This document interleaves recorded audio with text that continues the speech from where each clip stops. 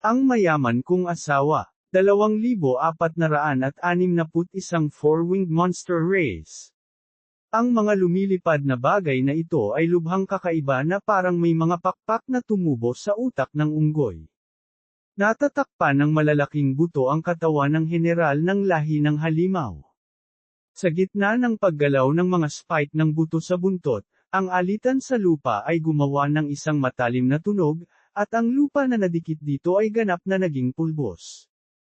Inabot niya ang kanyang malalaking kamay at dumukot ng 12 utak, nilunok iyon na parang kumakain ng mansanas. Sa mga tunog ng crunching, nilulun niya ang daan-daang kakaibang lumilipad na utak na ito. Ito ay masyadong mahina, masyadong mahina. Gayunpaman, mayroon pa ring ilang ikatlong antas na nabubuhay na nilalang. Hayaang sirain sila ni Kang Ming at ng iba pa. Mayroon ding ilang disenteng tao sa kontinente ng pinagmulan ng langit. Hayaang palibutan din sila ng mga tao sa kanilang paligid. Malabo niyang sabi. Habang nagsasalita siya, biglang nahati ang utak niya sa kaliwat kanan. Lumipad muli ang libu-libong lumilipad na utak. Ang napakaraming impormasyon sa mga utak na ito ay kumikislap at nawala sa bulwagan sa isang kisap mata. Sa sandaling ito, sa Solitary Shadow Continent sa tabi ng Fire Unicorn Continent, si Chinyu at ang iba pa ay muling hinarang ng Monster Race Army. Naging pangit ang ekspresyon ni Chinyu matapos makita ng malinaw ang hukbong kaharap niya sa pagkakataong ito. Halos daan-daang libong mga hukbo ng lahi ng halimaw ang nauna sa kanila. Isa pa, iba sila sa mga nakasalubong nila kanina. Ang pagbuo ng mga hukbo ng lahi ng halimaw na ito ay napaka-organisado na nakakatakot. Hindi lamang magkamukha ang kanilang mga figure at hitsura, ngunit ang kanilang lakas ay halos lahat ay higit sa kapangyarihan ng tunay na santo. Daan-daang libo ng True Saint Monster Race ang nagtipon, na talagang hindi mapapantayan na nakakatakot. Mag-ingat ka. Tingnan mo itong halimaw na lahi ng hukbo. Ang mga nasa harap natin ay may 4 na pakpak. Halos lahat sila ay naiintindihan ng ikalimang baitang True Saint ng domain. Ang 2 pakpak na halimaw na lahi sa likod natin ay nasa itaas ng True Saint. Anuman ang 4 na pakpak o 2 pakpak, ang kanilang lakas ay katawa-tawa na malapit. Kahit na ang pinaka-organisadong hukbo ng tao ay mahirap makahanap ng gayong hukbo. Nang ang divine sense ni Lei Xin ay tumama sa hukbong ito, mukhang nabigla siya. Natuklasan niya na hindi lamang ang kanilang lakas, ngunit ang kanilang mga demonyong katawan ay halos magkapareho, kabilang ang mga spike ng buto sa kanilang mga likod. Ang dimensyon ng kalamnan at maging ang laki ng kanilang mga katawan ay tila ganap na ginagaya. Itong mga Monster Race Armies ay iba kumpara sa dati.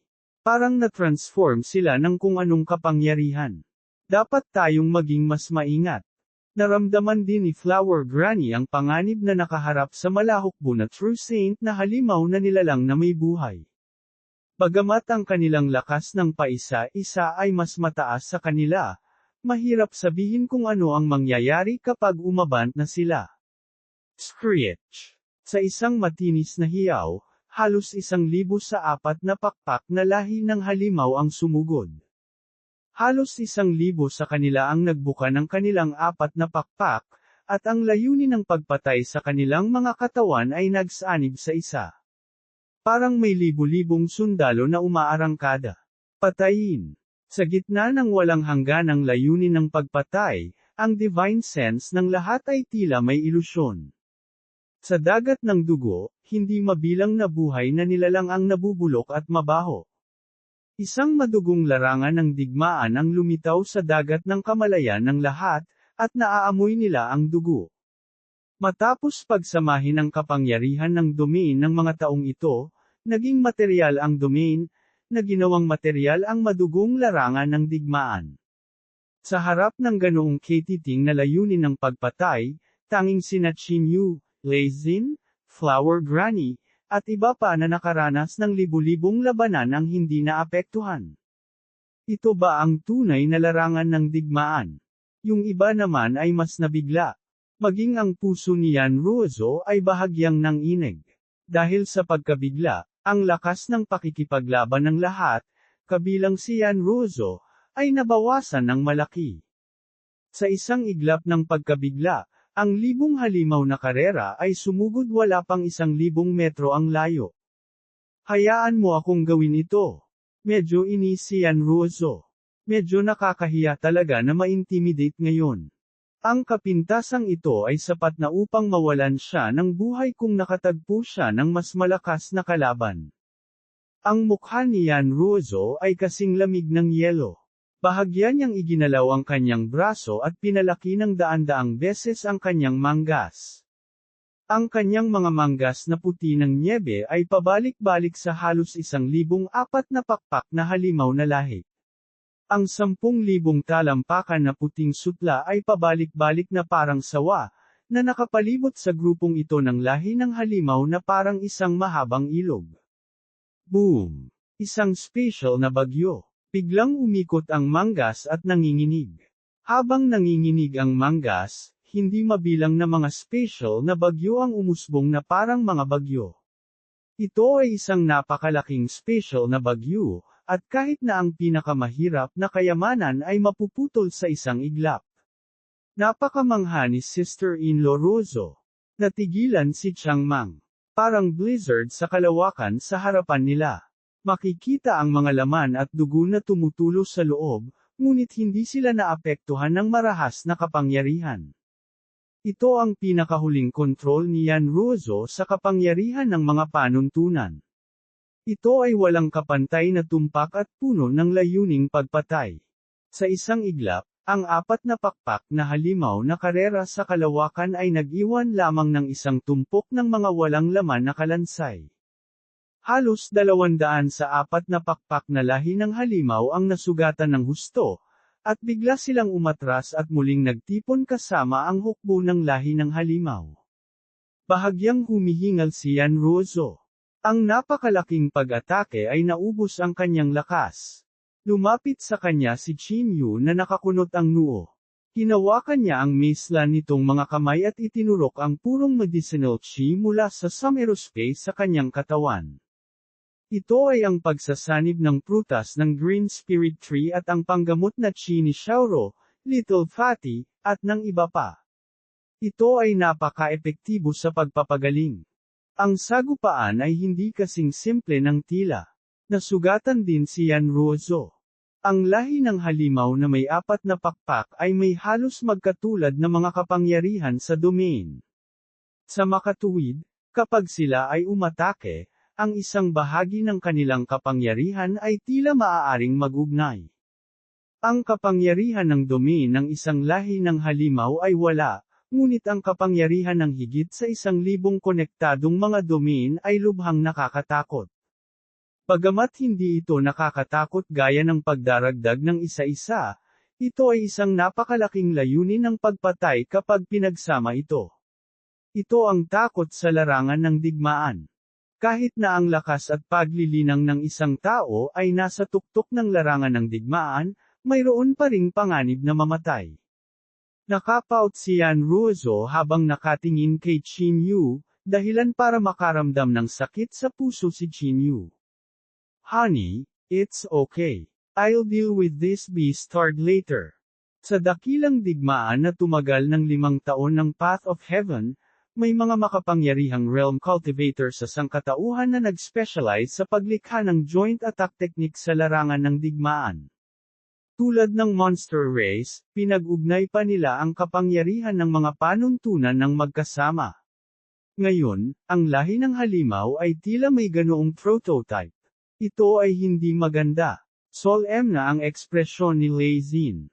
Ang pinagsamang pamamaraan ng pag-atake ay hindi lamang nangangailangan ng koordinasyon ng mga tropa ngunit mayroon ding mahigpit na mga kinakailangan sa pamamaraan ng paglilinang.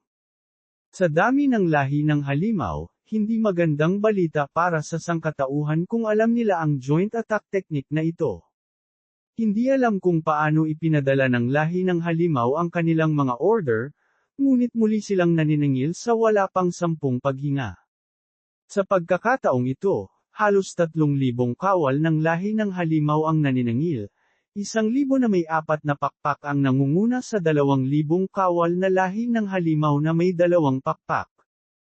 Habang tumutunog ang busina, muling umangkas ang hukbo ng lahi ng halimaw. Sa pagkakataong ito, na may halos 2,200 pakpak na mga sundalo ng lahi ng halimaw na sumali, ang lakas ng pagsingil ay tumaas ng malaki. Lei Xin, atakehin mo ako. Nakasimangot na sabi ni Flower Granny. 2,462 Mundimon Godly King. Lumapit sa kanila sina Flower Granny at Lei Xin. Saan man dumaan ang Flower Granny Hua, ang mga talulot ay nahulog mula sa langit, at ang lahi ng halimaw na nakipag-ugnayan sa mga talulot ay mapuputol sa ilang piraso. Nag-transform din si Lei Xin bilang katawan ng Thunder God, at saan man siya magpunta, ang lahi ng halimaw na nakipag-ugnayan sa kanya ay naging alikabok. Wala pang 1 minuto, direktang napatay ng 2 ang 3,000 monster race na ito. Buzz! Biglang naramdaman ni Chinyu ang evil eye sa kanyang kamay na medyo kakaiba. Ang mga kaluluwa ng patay na lahi ng halimaw ay talagang ginabayan ng evil eye. Ang sword hilt ng evil eye ay sumisipsip ng kapangyarihan ng pinagmulan ng mga kaluluwa ng paunti-unti, na pagkatapos ay dahan-daang kumalat sa buong evil eye. Habang ang kapangyarihan ng pinagmulan ng mga kaluluwa ay pumasok sa evil eye, tila naramdaman ni Chinyu ang kapana-panabik na tagay at masiglang tunog ng tumatalon na mga maya na nagmumula sa espada. Just nice. I'll let you devour as much as you want today. Nag-flash ang intensyon ng pagpatay ni Chinyu. Hindi siya maaawa sa halimaw na lahi na ito. Ang kapangyarihan ng paglipol. Agad siyang lumitaw sa hukbo ng lahi ng halimaw na parang isang Diyos ng demonyo, at ang malawak na dumi ng annihilation ay biglang kumalat. Ang mga katawan ng halos 5,000 nanograms lahi ng halimaw sa paligid niya ay agad na nasunog ng itim na apoy. Sa isang iglap, kahit buto ay hindi natira. Ding! Ding! Ang makamulto na sword bell ay naglabas ng nakakatakot at nakakagigil na tunog.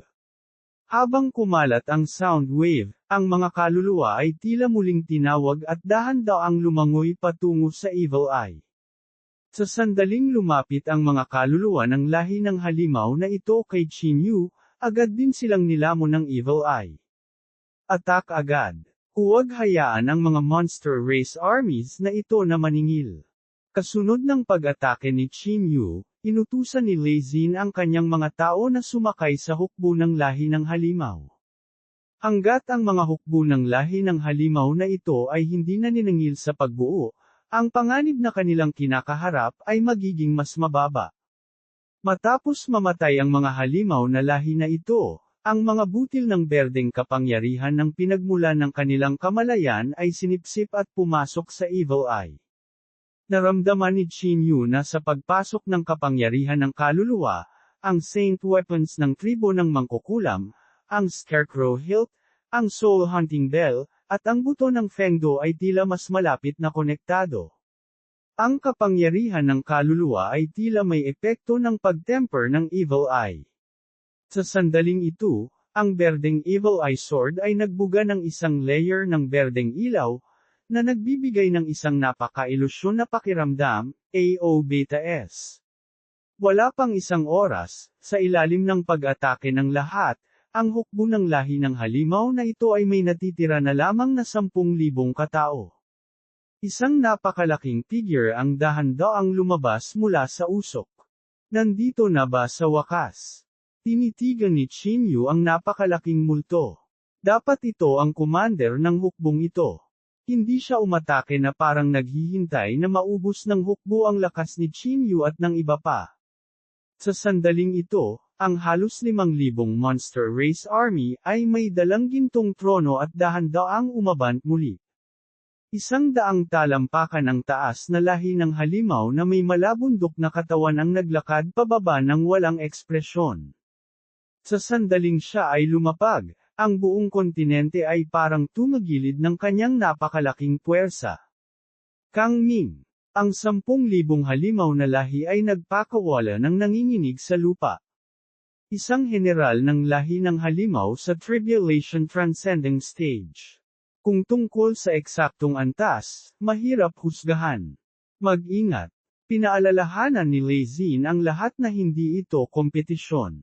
Sa larangan ng digmaan, lahat ay lumabas ng todo. Ang buhay at kamatayan ay nasa isang iglap. Natakot si Lei Xin na si Qin Yu at ang iba pa ay magpipigil ng kanilang lakas, kaya mabilis niyang pinaalalahanan sila. Boom! Pinulot niya ang spike club na humihila sa lupa. Sa sandaling kinuha niya ito, maging ang araw sa kalangitan ay tila nakaharang ng napakalaking sandata, at ang kadiliman ay bumaba sa isang iglap. Boom! Direktang natanggap ito ni Qin Yu. Singularity Space. Ang kapangyarihan ng Spatial Blue Riron ay direktang bumangon sa kanyang mga kamay. Pagkatapos nito, isang puwersang nakakasira ng lupa ang nakipagsagupaan sa Spike Club. Dagandong. Halos 30,000 spatial distortion ang kumalat. Matapos lumiko ang buong espasyo, nagbuga ito ng isang panaginip at nakakasilaw na liwanag. Naramdaman ng lahat na parang pumasok sila sa mundo ng kaleidoscope. Sa ilalim ng napakalaking puwersa, halos agad na nabasag ang 30,000 espasyo sa isang kisap mata. Pagkatapos, ang Spike Club at ang kamao ni Qin Yu sa cosmic form ay nagsagupaan. Ang sagupaan sa pagitan ng dalawang pag-atake ay isang matinding pisikal na sagupaan. Mabilis na umatras ang isang lalaki at isang halimaw. Halos walang maramdaman si Qin Yu mula sa kalahati ng kanyang katawan. Nakakatakot na kapangyarihan. Kung hindi dahil sa katotohanang na-neutralize na ng singularity space ang kalahati ng kapangyarihan, natatakot ako na baka nasaktan ako ng husto sa pag-ataking ito. Ang kanyang kasalukuyang katawan ay maaaring sumabog sa kapangyarihan ng Tribulation Third Level. Kaakibat ng anyo ng kosmiko, masasabing naabot nito ang kapangyarihan sa tuktok ng ikatlong antas. Gayunpaman, hindi pa rin siya nakakuha ng kalamangan sa pisikal na sagupaan. Ito ay sapat na upang ipakita kung gaano katikot si Kang Ming. Dahan-daang tumayo si Kang Ming mula sa lupa at umupo muli sa ginintoang trono. Itinaas ng mga natitirang sundalo ang gintong kalisya at dahan-daang umatras. Gusto mong umalis? Ngumisi si Lei Xin. Ika-9 na langit na banal na kulog. Gagamitin pa lang niya ang teknik, bigla siyang nakaramdam ng matinding palpitation. Parang tubig ang hangin sa harapan niya, at biglang lumitaw ang isang itim na arrow. Ang napakalaking kapangyarihan ay sumabog lamang nang ito ay lumitaw. Boom! Ginalaw ni Yan Ruozo ang kanyang mga daliri, at nagbago ang espasyo sa ilalim ng mga paa ni Lei Xin. Boom! Sa isang kisap mata, ang maitim na palaso ay dumaan sa kanila na parang itim na kidlat at bumagsak sa kailaliman ng kontinente. Isang nakakatakot na pagsabog ang nagpalipad sa lahat. Isang puwersang nanginginig sa langit ang biglang lumipas. Nang tumingin sila sa likuran nila ay napabuntong hininga sila. Sa likod nila, halos 1/10 ng solitary shadow continent ay naging isang napakalalim na kailaliman. Isang walang hangganang kalaliman ang bumungad sa kanyang harapan. Isang hininga ang nakalipas, ito ay patag pa rin. Ang kapangyarihan ng isang palaso ay sobrang nakakatakot. Sa taluktok sa di kalayuan, dahan-daang nakatayo sa tuktok ang isang lahi ng halimaw na kasing laki ng tao. Diyos ng buwan. Diyos ng buwan. Ang hukbo ng lahi ng halimaw ay umuungal. Mukhang isa ito sa 8 makadiyos na hari ng lahi ng halimaw, ang Mundiman Godly King. Namula ang mukha ni Lei Xin. Kahit na umatake si Ruozo sa tamang oras, halos 1/3 ng kanyang katawan ang naputol, at isang bahagi ng kanyang internal organs ang kinuha ng napakalaking puwersang iyon. Napakabilis ng palaso. Nakakatakot na kapangyarihan. Solemn na ang ekspresyon ni Qin Yu. Kung hindi natuklasan ni Yan Ruozo ang pagbabago-bagong ito sa oras, dito sana namatay si Lei Xin. Pasok muna kayo sa Sumero Ring. I'll meet this person. Ibinalik ni Qin Yu ang lahat sa Sumero Ring. Wala ng Monster Race Army ngayon. Ang pagharap sa gayong nakakatakot na tao, mas maraming tao ang magiging kahinaan. Tinitigan ni Qin Yu ang lahi ng halimaw na may purple-haired. Ang taong ito ay may hawak na busog at palaso, at ang tali sa kanyang kamay ay napakaliit. Maging ang kalansay na nakasuporta sa buong busog ay parang hibla ng buhok. Mahirap isipin na ang gayong manipis na bowstring ay maaaring magpakawala ng isang mapangwasak na suntok. Tinapik ni Qin Yu ang kanyang paa. Ang kanyang divine sense ay nakalok na sa halimaw na lahi na ito, at ang dagat ng Path of Heaven ay umaalon. Isang tipak ng kapangyarihan ng tribo ng mangkukulam ang kumagat sa panloob na chi ng Diyos ng buwan, at ang napakaitim na kapangyarihan ng tribo ng mangkukulam ay dahan-daang umabot sa katawan ng Diyos ng buwan na parang uod. I lock mo. Biglang lumapag si Qin Yu sa kanyang harapan, at ang Diyos ng buwan sa kanyang harapan ay nagpakita ng kakaibang mapanganib na ekspresyon na parang hindi siya kinakabahan. Kabanata 2463, Aku Points bukas muli. Black Saber. Bahagyang gumalaw ang Evil Eye, at gumuho ang espasyo kung saan naroon ang Moon Demon Godly King. Gayunpaman, ang katawan nito ay hindi nasaktan at dahan-daang nawala sa orihinal nitong lugar. It was the after-image na tinamaan. Night Parade. Isang boses na kasing tuyo ng metal ang mahinang sabi. Ang mga mag-aaral ni Qin Yu ay naging solemn na. Habang nawala ang after-image, hindi na niya naramdaman ang panloob na chi ng Moon Demon Godly King. Ang pamamaraan ng pagsubaybay ng tribo ng mangkukulam ay talagang lumalaban sa langit. Hanggat ang isang bakas ng kapangyarihan ng tribo ng mangkukulam ay nakakabit, walang paraan upang makatakas. Dati, nang pumunta si Qin Yu sa Peach Blossom Island at bumalik sa Sky City, ang bawat kilos niya ay sinusubaybayan ng pamilya G, ngunit hindi niya alam. Sa sandaling ito, nakalaya na ang Moon Demon Godly King mula sa pagkakandado ng kapangyarihan ng tribo ng mangkukulam, at hindi maiwasan ni Qin Yu na mabigla. Biglang-bigla, ang kapangyarihan ng tribo ng mangkukulam sa dagat ng kamalayan ni Qin Yu ay nagsimulang lumundag ng marahas. Sa isang iglap, nanlamig ang buong katawan niya na parang nahulog sa isang kuweba ng yelo. Isang walang awa na kamalayan ang nakalok sa kanya. Ang malalim na kadiliman ay naging isang mapanirang palaso na tumatagos sa kalasag ng mandirigma. Ang itim na arrowhead ay kumislap at tumalon mula sa ibang espasyo. Nawasak ang lahat. Halos 30 patak ng halimaw na elemental na enerhiya sa katawan ni Qin Yu ay biglang lumundag at agad na sumugod sa kanyang dantian. Isang kapangyarihang nakakasira ng lupa ang sumabog sa kanyang dantian. Dati, ang halimaw na elemental na enerhiya ay pinagsama patak sa magulong chi. Sa pagkakataong ito, gumamit siya ng halos 30 patak ng sabay-sabay. Maaaring isipin ng isang tao kung gaano kakilakilabot ang paglabas ng enerhiya. Isang mapanirang panloob na chi ang sumabog mula sa bawat cell sa katawan ni Qin Yu habang siya ay nagpakawala ng isang nanginginig na dagandong sa langit. Nagdikit ang dalawang palad, at sinalo niya ang palaso. Boom!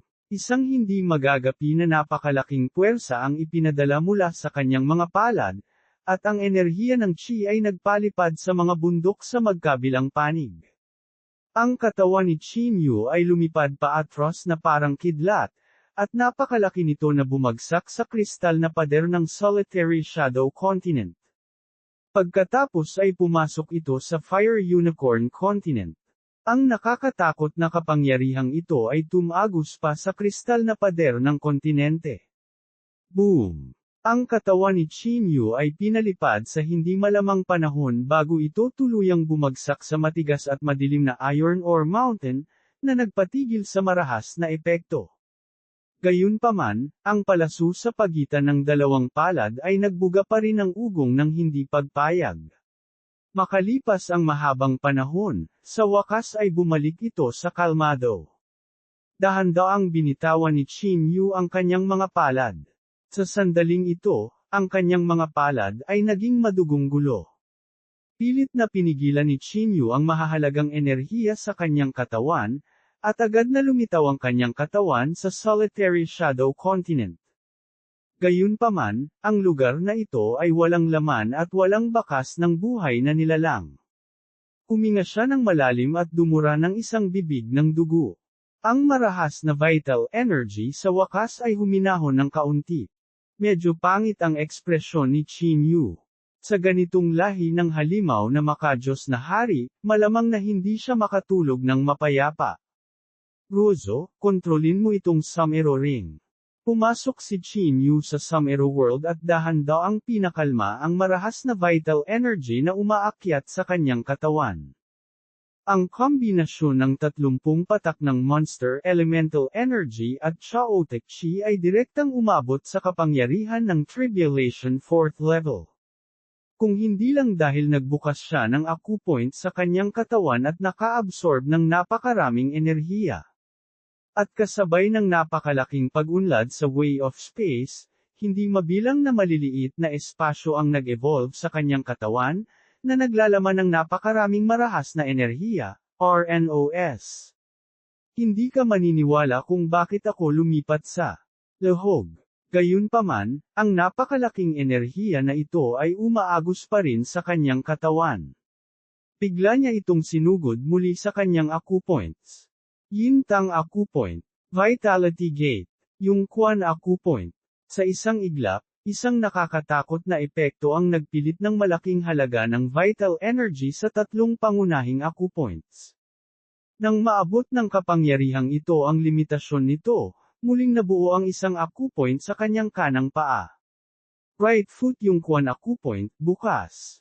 Ang nakakatakot na enerhiya na iyon ay agad na bumangon sa napakalaking Yungquan Acupoint, at ang mahahalagang enerhiya sa kanyang katawan sa wakas ay huminahon.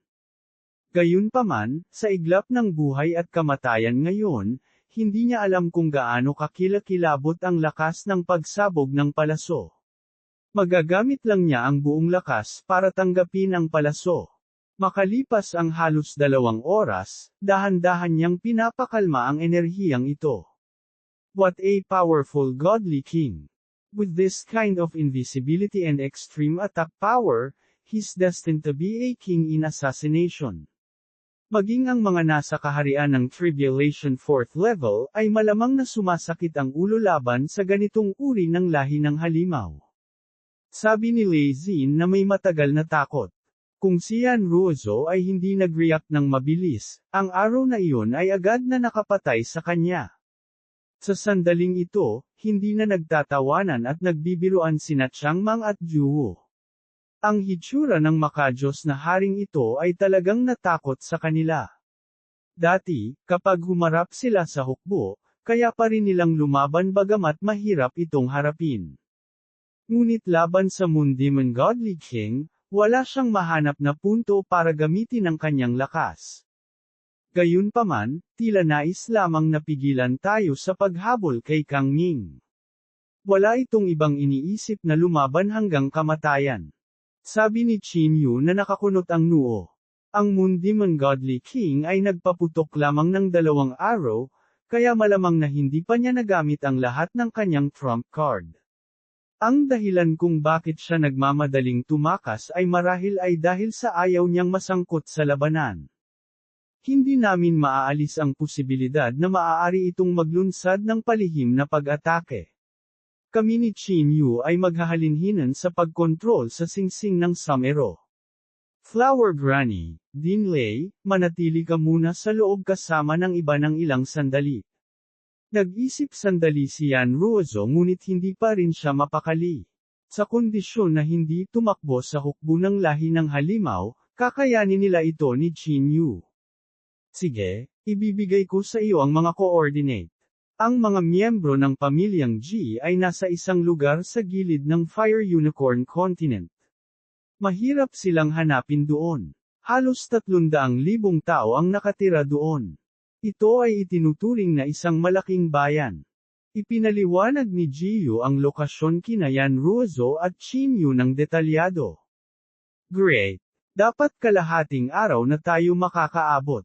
Maingat na sinuri ni Yan Ruozo ang lokasyon at umalis.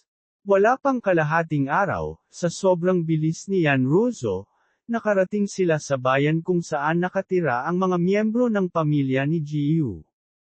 Ito ay isang lihim na espasyo, at ang pasukan ay napakaliit. Pagkatapos lamang na dumaan sa isang mahaba at makitid na kalsada ay magbubukas ito at matuklasan ang napakalaking lupain na ito.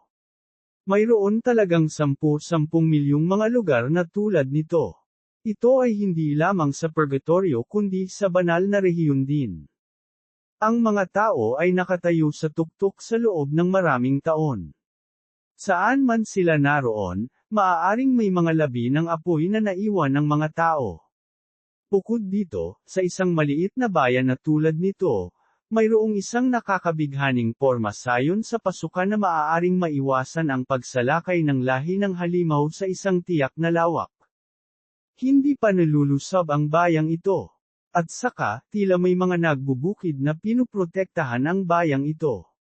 Ito dapat ang isa sa mga dahilan kung bakit medyo payapa ang lugar na ito. Pagdating nila, natuklasan ni Chin Yu na iba ang lugar na ito sa mga lugar na napuntahan nila kanina. Walang mga palatandaan ng digmaan. Nakahinga ng maluwag si Jiyu nang makita niya ito dahil ang mga taong ito ay matagal nang nagpunta rito na may mga nakatagong pangalan. Sila ay naging mga especially iyan ng pamilya Ji sa buong buhay nila. Kung may nangyari sa kanila, makonsensya si Jiyu. Pagpasok nila sa bayan, saglit lang silang sinulyapan ng mga gwardya bago sila pinapasok. Iba't ibang lahi ang Nagel Inang ng iba't ibang path of heaven para maramdaman nila kung tao ba sila o hindi. Maliban kung mayroong pinakamataas na kayamanan na maaaring magbago ng panloob na chi, maaaring matukoy kung ito ay isang tao o isang halimaw sa pamamagitan lamang ng pagdama nito. Kabanata 2464, Pagkikitang muli ng matandang kaibigan. Kukunin na lang ba natin ang mga tao mula sa pamilya ni Jiyu at umalis? O dapat din ba tayong tumulong para ilipat ang mga tao dito sa Solitary Cloud City? Mukhang nagtipon doon ang mga supreme experts ng purgatorio, at mas ligtas na pumunta doon. Sabi ni Chin Yu na nakakunot ang noo. Hindi, 300,000 na tao ang napakalaking target, at hindi rin kayang tanggapin ng singsing ng Samero ang ganoong karaming tao. Kung diretsyo natin silang ililipat doon, at kapag nadiskubre tayo ng hukbo ng halimaw na lahi, wala pang 20% ng mga ordinaryong tao ang makakaligtas. Mas mabuting manatili dito at mag-set up ng mas nakakagulat na porma sayon sa pasukan. Mas ligtas iyon. Tumingin ng mabuti si Lei Xin at naramdaman niya na ito ay masyadong mapanganib. Kung nakatagpo sila ng isang ordinaryong hukbo, hindi magiging problema para sa kanila na protektahan ang mga ordinaryong taong ito. Gayunpaman, kung nakatagpo sila ng isang piling hukbo tulad ng 2 pakpak o 4 na pakpak na hukbo ng lahi ng halimaw tulad ng dati. Sa sandaling sila ay lumaban, ang mga ordinaryong taong ito ay halos hindi na makaligtas. Sige, magse-set up muna kami ni Wang Feng ng isang formation sa malapit, at pagkatapos nito, pag-isipan natin kung may mas magandang paraan. Nakaramdam ng pananakit ng ulo si Chin Yu. Mayroong halos 1,000 True Saint Cultivator at kahit 3 Tribulation Transcending Stage Cultivator dito. Maaari silang ituring na medyo mahusay na lakas ng labanan. Gayunpaman, kung natuklasan sila ng hukbo ng lahi ng halimaw, maaaring makatakas pa rin ang mga magsasaka, ngunit malamang na mamatay ang mga ordinaryong taong ito. Sa sumunod na kalahating buwan, sa pamumuno ni Wang Feng, ang pagtatago sa lugar na ito ay tumaas ng malaki. Maliban kung ang isang tao ay maingat na nagsuri sa banal na kahulugan sa itaas ng tribulation third level, magiging napakahirap na matuklasan ang anumang bakas ng lugar na ito. Matapos kunin ang 300 o higit pa sa mga miyembro ng pamilya ni Jiyu, handa nang umalis si Chinyu at ang iba pa. Marami pa ring miyembro ng pamilya Ji sa purgatorio, at kinailangan silang ibalik. Chinyu, Flower Granny, Rozo, may nakita ka bang mali kamakailan? Saglit na nag-alinlangan si Lei Xin bago nagsalita. Malungkot na mata ng Diyos. Din, may natuklasan ka ba? Ang ekspresyon ni Chinyu ay naging solemn na. Bigla siyang lumipad ng 10,000 metro sa kalangitan at pinakawalan ang kanyang maladyos na divine eye. Tinitigan ng gintong mag-aaral ang kontinente, ngunit wala itong natuklasan. Siguro na paranoid ako. Anyway, may naramdaman akong bakas ng abnormalidad na nagpapahirap sa aking kaluluwa, at tila nag-aabang dito ang lahi ng halimaw na internal chi. Medyo hindi rin sigurado si Lei Xin. Xin Lei, pumasok ka sa landas na may kulog, at ang iyong kaluluwa ay may marka ng dagat ng Thunder Path of Heaven. Ikaw ang pinakasensitibo sa panloob na chi ng lahi ng halimaw, at mararamdaman mo ito kung may kakaiba. Sumimangot si Flower Granny, nakaramdam din siya ng sakit sa ulo. Talagang napakahirap magtago sa mga lahi ng dayuhan. Mayroon lamang 2 posibilidad para sa isang lahi ng halimaw na manatiling nakatago dito, at kahit na hindi nila matuklasan. Ang isa ay ang lakas ay higit na lampas sa kanila at lampas pa sa tribulation 6th level. Ang iba pang posibilidad ay ang mga paraan ng pagtatago ay napakalalim. Alpha OE. Inaalis ang unang posibilidad, ang pinakamalaking posibilidad ay ang pangalawa. Din, gagamitin ko ang Heart of Thunder para tulungan ka, at subukan mong intindihin itong muli. Ang puso ng kulog sa dagat ng kamalayan ni Chinyu ay biglang lumiwanag. Ang divine sense ni Lei Xin ay pumasok sa Heart of Thunder. Pagkatapos noon, na may lakas na 12-dosenang beses pa, muling naglakbay ang kanyang soul power sa buong kontinente upang siyasatin ang abnormal na sitwasyon kanina. Sa pagkakataong ito, tumagal ito ng halos 1 araw. Mukhang malamig si Lei Xin. Sa tulong ng Heart of Thunder, mas lumakas ang abnormal na pakiramdam. Ngunit kahit na ano, hindi niya mahanap ang nakatagong lahi ng halimaw. Hindi niya makita ang isang bakas ng demonyong chi. Biglang ipinadala ni Chinyu ang kanyang divine sense sa Heart of Thunder. Sa ilalim ng linkage ng Heart of Thunder, ang banal na pakiramdam ni Chinyu ay pansamantalang nagtatag ng tulay kasama si Lei Xin. Naramdaman niya ang pag-unawa na sinuri ng banal na sentido ni Lei Xin.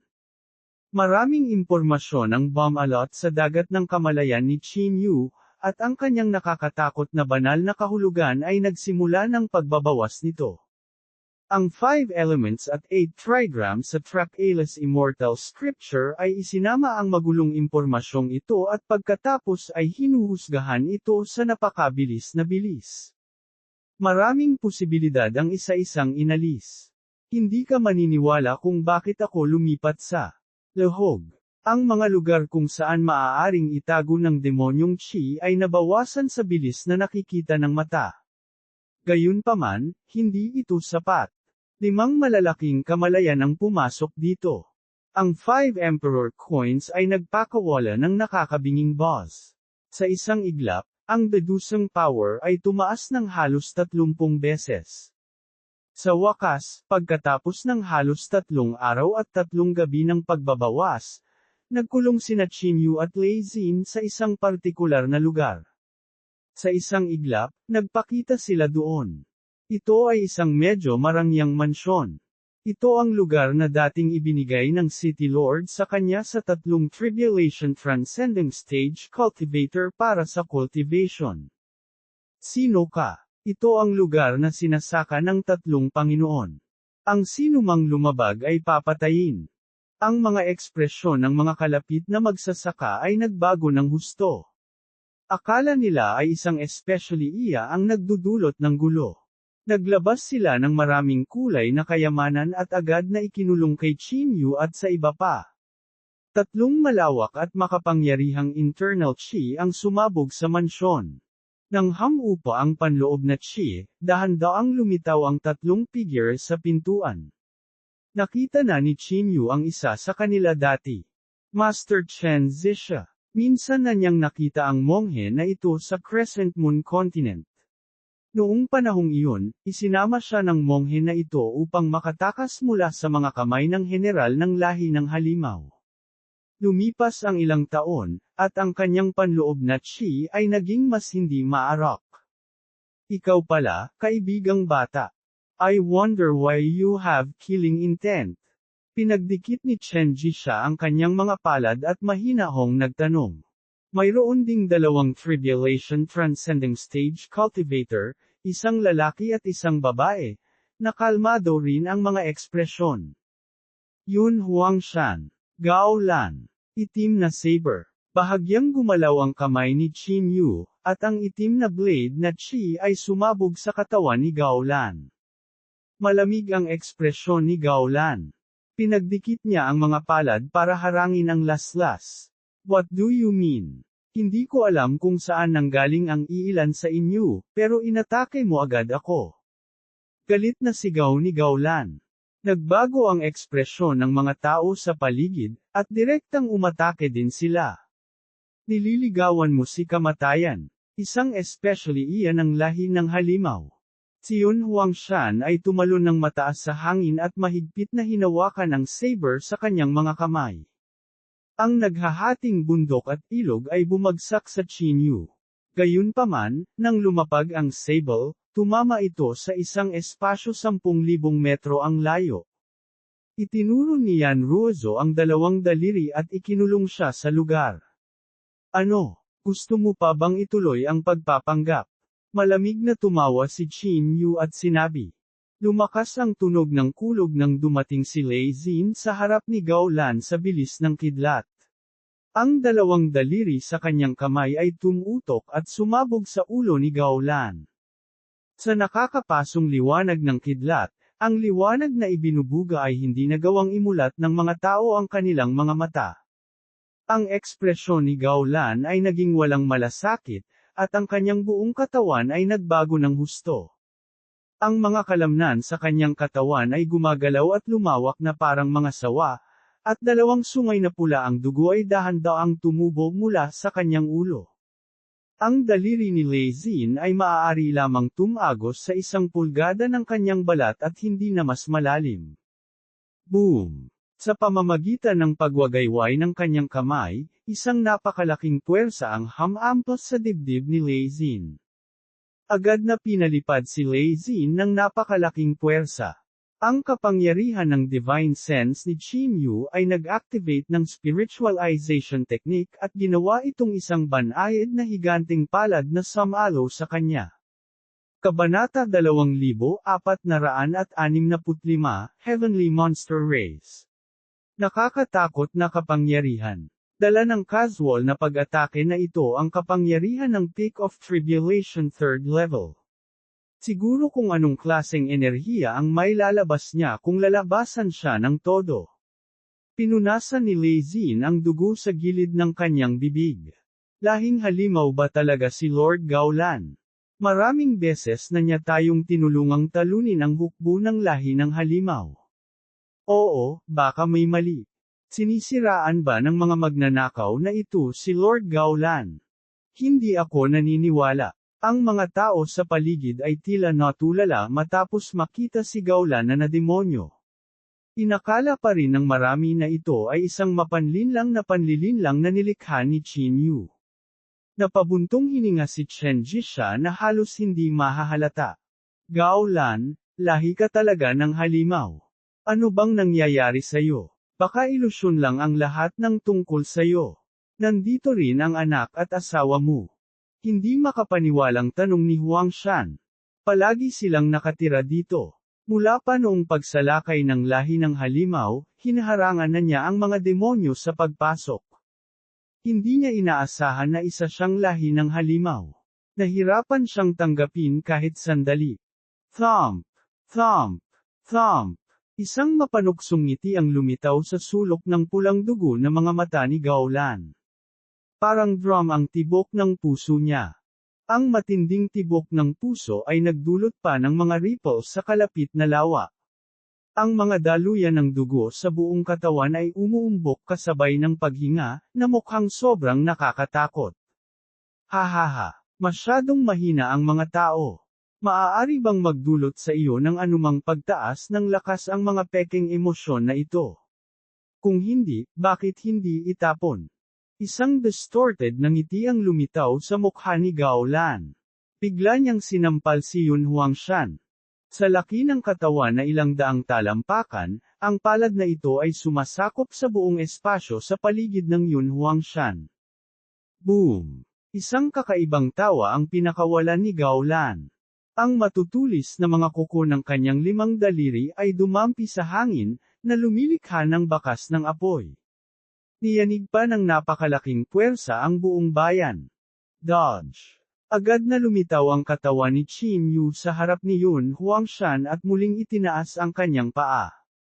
Isang kamangha-manghang kapangyarihan ang lumabas mula sa kanyang yungkuan acupoint. Pagkatapos, ang kanyang kanang binti ay mabangis na bumunot at nakipagsagupaan ng husto sa palad ni Gaulan. Ang dalawa ay napaatras ng libu-libong metro sa ilalim ng segupaang ito ng kapangyarihan. Hinawakan ni Qin Yu ang kanyang kanang binti, na halos manhid, at napuno ng takot ang kanyang mga mata. Matapos niyang buksan ang ika-4 na acupoint, ang yungkuan acupoint sa kanyang kanang paa, isang maliit na cycle ang tila na buo sa 4 na acupoints. Ang mga acupoints sa kanyang mga binti ay puno na ngayon ng napakalaking kapangyarihan, ngunit nauwi lamang sila sa isang tabla kay Gaulan. Hihihi, may lakas ka nga. Isang masasamang ngiti ang lumitaw sa iskarlota na mga mata ni Gaulan. Bahagya niyang ibinaba ang kanyang mga paa. Nang ilalabas na niya ang kanyang lakas, isang malutong na tunog ang tumunog. Banish! Agad na gumuho ang espasyo sa kanyang lupa, at nahulog siya sa kawalan. Natahimik ang buong espasyo. Walang sino man ang umasa na magagawa ni Yan Ruozo ang nakatagong lahi ng halimaw na ito nang walang kahirap-hirap. Galing. Hindi napigilan ni Qin Yu na mapasigaw sa paghanga. Kung talagang gustong lumaban ni Yan Ruozo sa nakatagong lahi ng halimaw na ito, malamang na magkakaroon siya ng 50 hanggang 50 na pagkakataon. Gayunpaman, ang special na pagpapalayas na ito ay nagtapon sa kanya sa kawalan, R-alpha no beta ES. Sa lakas ni Gaulan, hindi dapat mahirapan para sa kanya na buksan muli ang kawalan. Gayunpaman, nang siya ay muling lumitaw, walang nakakaalam kung saan siya nagpunta. Saan lilito si Gaulan kung mabubuksan niya ang kawalan pagdating ng panahon? Lilito ba ito sa ibang mga bayan ng tao? Curious na tanong ni Chiang Mang. Mahirap sabihin. Kapag ang isa ay pumasok sa walang laman na kaguluhan at nakatagpo ng kaguluhan, ang isa ay maaaring makulong sa space-time warp. Kahit na mayroon kang kapangyarihan ng kapigatian, mahirap mapunit ang walang bisa at bumalik sa kontinente. Bukod dito, ang katawan ng especially iyan ng lahi ng halimaw na ito ay lumakas. Wala siyang panloob na keys na masira ang kapangyarihan ng hindi madaling pagtitiis. Mahinang sabi ni Yan Ruozo. Bakit? Matagal na tayong pumunta dito. Bakit halimaw ang lahi niya? Hinawakan ni Yun Huangshan ang kanyang ulo. Hindi pa rin niya matanggap ang katotohanan ito. Ang taong nakakasalamuhan nila, araw at gabi ay talagang isang especially iyan ng lahi ng halimaw. Ang lahi ng makalangit na halimaw ay ang pinakamahirap na lahi na matukoy sa kaharian ng halimaw. Kahit paano ko pagsamahin ang puso ng kulog sa aking daan ng kulog, hindi ko pa rin madetect ang demonyong Qi na ito. Ngayon, naiintindihan ko na. Sabi ni Lei Xin na nakakunot ang noo.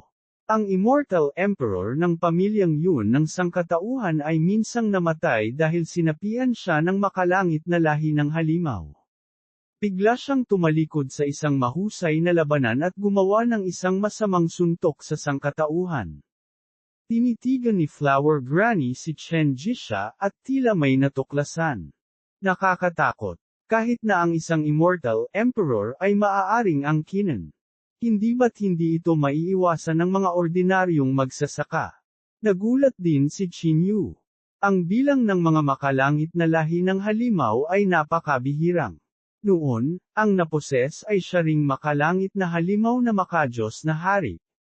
Gayunpaman, namatay siya pagkatapos ng Immortal Emperor.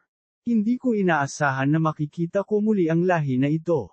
Tila may konspirasyon sa pagitan ng lahi ng halimaw dito. Kung hindi nila mapapakilos ang lahi na ito. Maingat na sinuri ni Flower Granny ang buong bagay dahil ang lahi ng makalangit na halimaw ay napakabihirang, sa simula. Ito ngayon ay aktwal na lumitaw dito sa oras na ito ay nangangahulugan na magkakaroon ng kaayusan dito sa pamamagitan ng lahi ng halimaw. Oh my God! Wala na bang paraan para bantayan ito? Tumindig ang balahibo ni Chang Mang nang marinig ito. Paano siya mag-iingat laban sa ganoong bagay? Flower Granny, hindi ko pa rin maintindihan. Itong heavenly monster race ba ay parang bangungot na nag-uudyok ng inner demons? Paano tayo mag-iingat sa mga ganoong bagay?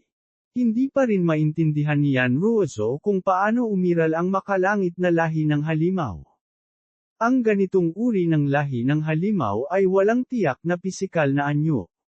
Sa makatuwid, imposibleng tiktikan ang pag-iral nito. Ito ay umiiral sa landas ng langit bilang isang masa ng enerhiya ng kaluluwa, at pagkatapos na makapasok sa katawan ng tao, sila ay direktang sumanib sa enerhiya ng kaluluwa.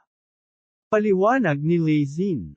Fuse. Dahil ba ang ganitong lahi ng halimaw ay talagang isang uri ng kapangyarihan ng kaluluwa na nabubuhay sa ganitong uri ng enerhiya? Hulaan ni Qin Yu at sinabi. Maaari mong ilagay ito sa paraan. Ang pinaka-nakakatakot na bagay ay na maaari nilang angkinan ang iyong kaluluwa at tahimik na baguhin ang iyong ketulusan. Magsisimula sila sa iyong pinakapangunahing pag-iisip. Hahayaan ka nilang makakita ng ilang mga ilusyon. Sa huli, makikita mo ang puti ay itim, at ang tama ay mali. Bukod dito, ito ay isang likas na pagbabago sa kaluluwa. Nangangahulugan ito na hindi mo alam na ikaw ay nademonyo. Patuloy na nilinaw ni Rainley ang mga pagdududa ni Yan Ruozo. Oh my God! Wala na bang paraan para bantayan ito? Tumindig ang balahibo ni Chang Mang nang marinig ito. Paano siya mag-iingat laban sa ganoong bagay? Walang ibang paraan maliban sa pamamagitan ng pagsunod sa iyong mga pangunahing paniniwala. Napakakaunting mga talaan ng labanan sa pagitan ng tao at ng makalangit na lahi ng halimaw. Ito rin ay hindi direktang nagpapatunay na ang labanan sa pagitan ng tao at ng makalangit na lahi ng halimaw ay may higit na pagkatalo kaysa sa mga tagumpay.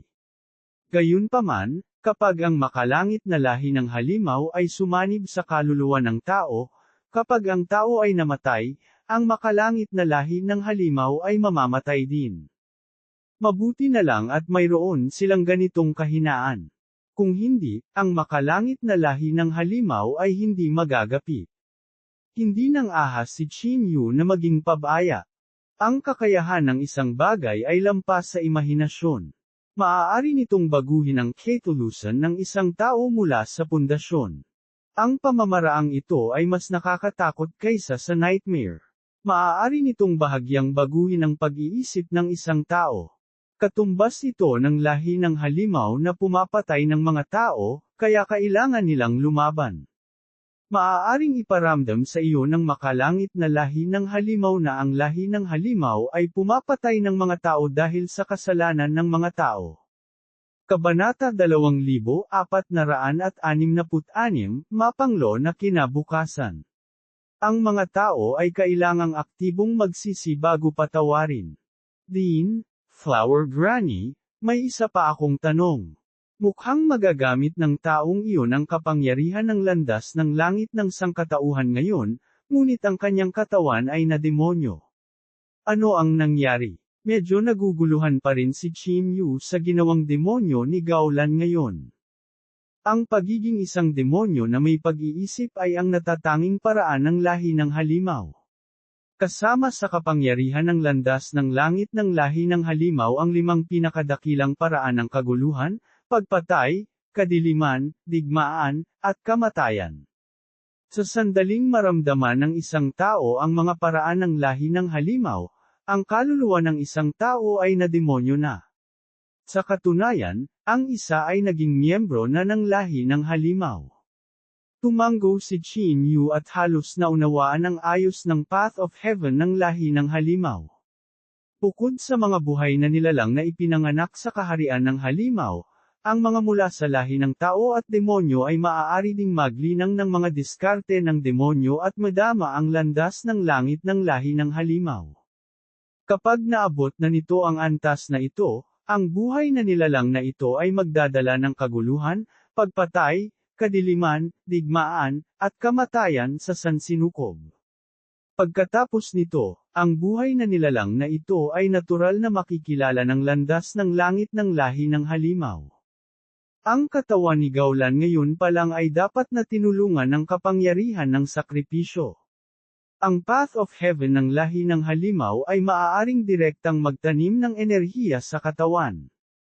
Maaari lamang nitong pilitin na madagdagan ng pisikal na enerhiya o ISIL ang kapangyarihan sa katawan. Hindi ito direktang makakatulong sa lahi ng halimaw na mapabuti ang kanilang pangunawa sa landas ng langit.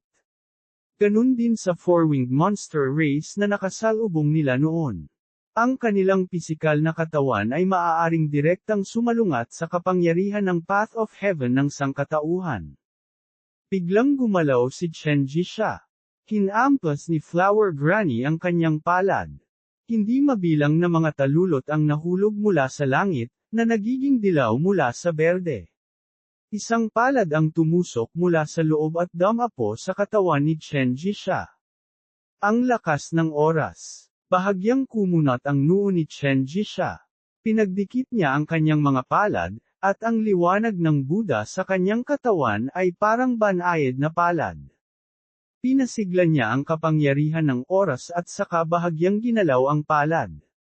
Sa isang malakas na buzz, ang kapangyarihan ng oras ay naibalik sa mas mabilis na bilis. Yin at Yang Road. Halos agad-agad, lumitaw si Qin Yu sa harap ng Flower Granny, at ang napakalaking enerhiya ng espada ay pumutol sa kapangyarihan ng oras. Sino ka ba talaga? Siguradong hindi ka mula sa 10,000 Buddha Sect. 10,000 Buddha Sect ay may isa sa kakaunting tao na nakakadama ng makalangit na lahi ng halimaw, lalo na sa taong may lakas mo. Dapat ay masasabi mong miyembro ng lahi ng halimaw si Gao Lan. Miyembro ka rin ba ng lahi ng halimaw? Malamig na sabi ni Flower Granny. Mukhang hindi nagulat si Chen Jisha sa kanyang pag-atake ngayon lang. Bahagya pa siyang napabuntong hininga na napansin din ni Flower Granny. Ang soul hunting bell ay nagpakawala ng isang guwang na tunog. Ang divine sense ni Qin Yu ay mahigpit na nakalock kay Chen Jisha, handang umatake anumang oras. Maaari mong iligtas ang 300,000 taong ito o higit pa, ngunit may iligtas mo ba ang daan-daang milyong tao? Ang kapangyarihan ng landas ng langit ay hindi mababaligtad sa pamamagitan ng lakas ng tao. Ang sangkatauhan ay hindi maaaring manalo sa labanang ito. Ang magagawa natin ay upang mapanatili ang isang bakas ng tinder ng sangkatauhan sa pinakamalawak na lawak. Ikinaway ni Chen Jisha ang kanyang braso, at hindi mabilang na mga larawan ng eroplano ang lumitaw sa kanilang harapan. Hindi mabilang na mga hukbo ng lahi ng halimaw ang nakikipaglaban sa hindi mabilang na mga eroplano. Lahi ng halimaw na may 2 pakpak, lahi ng halimaw na may 4 na pakpak, lahi ng halimaw na may 8 pakpak, at mas makapangyarihang lahi ng halimaw. Ang bawat isa sa mga taong ito ay may dalang mapanirang panloob na chi, at saan man sila magpunta, Ang sangkatauhan ay napuno ng mga panaghoy.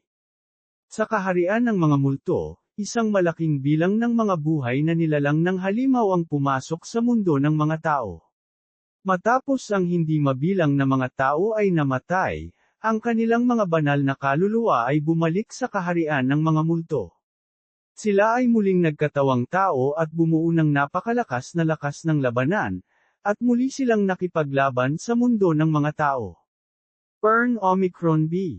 Sa mundo ng demonyo, ang lahi ng demonyo ay may napakaraming mga demonyong hayop, kabilang ang mga sinaunang banal na hayop. Saan man sila magpunta, ang mga tao ay walang kapangyarihang lumaban. Sa Path of Heaven ng apat na lahi, ang Path of Heaven ng sangkatauhan, na pinigilan at pinaliit, ay lumitaw ng napakalinaw sa harap ng lahat. Pagkatapos mong makita ang mga ito, may sasabihin ka pa ba? Mahinahong sabi ni Chen Jisha. F-sick them. This is a war between races. Kung hindi natin sila papatayin, gusto mo bang sumuko? Sinuntok ni Chang Mang ang lupa. Ang panandaliang tagpo ay sumasalamin na sa kaunos-lunos na sinapit ng sangkatauhan. May mga buhay na nilalang sa sangkatauhan sa milyon-milyong eroplano. Ang gayong kaunos-lunos na digmaan ay lumitaw sa lahat ng bahagi ng sansinukob. Kahit na gustong pigilan ito ng ilang kataas-taasang eksperto, wala silang kapangyarihang labanan ang gayong kalakaran. Kung ganoon ano sa tingin mo?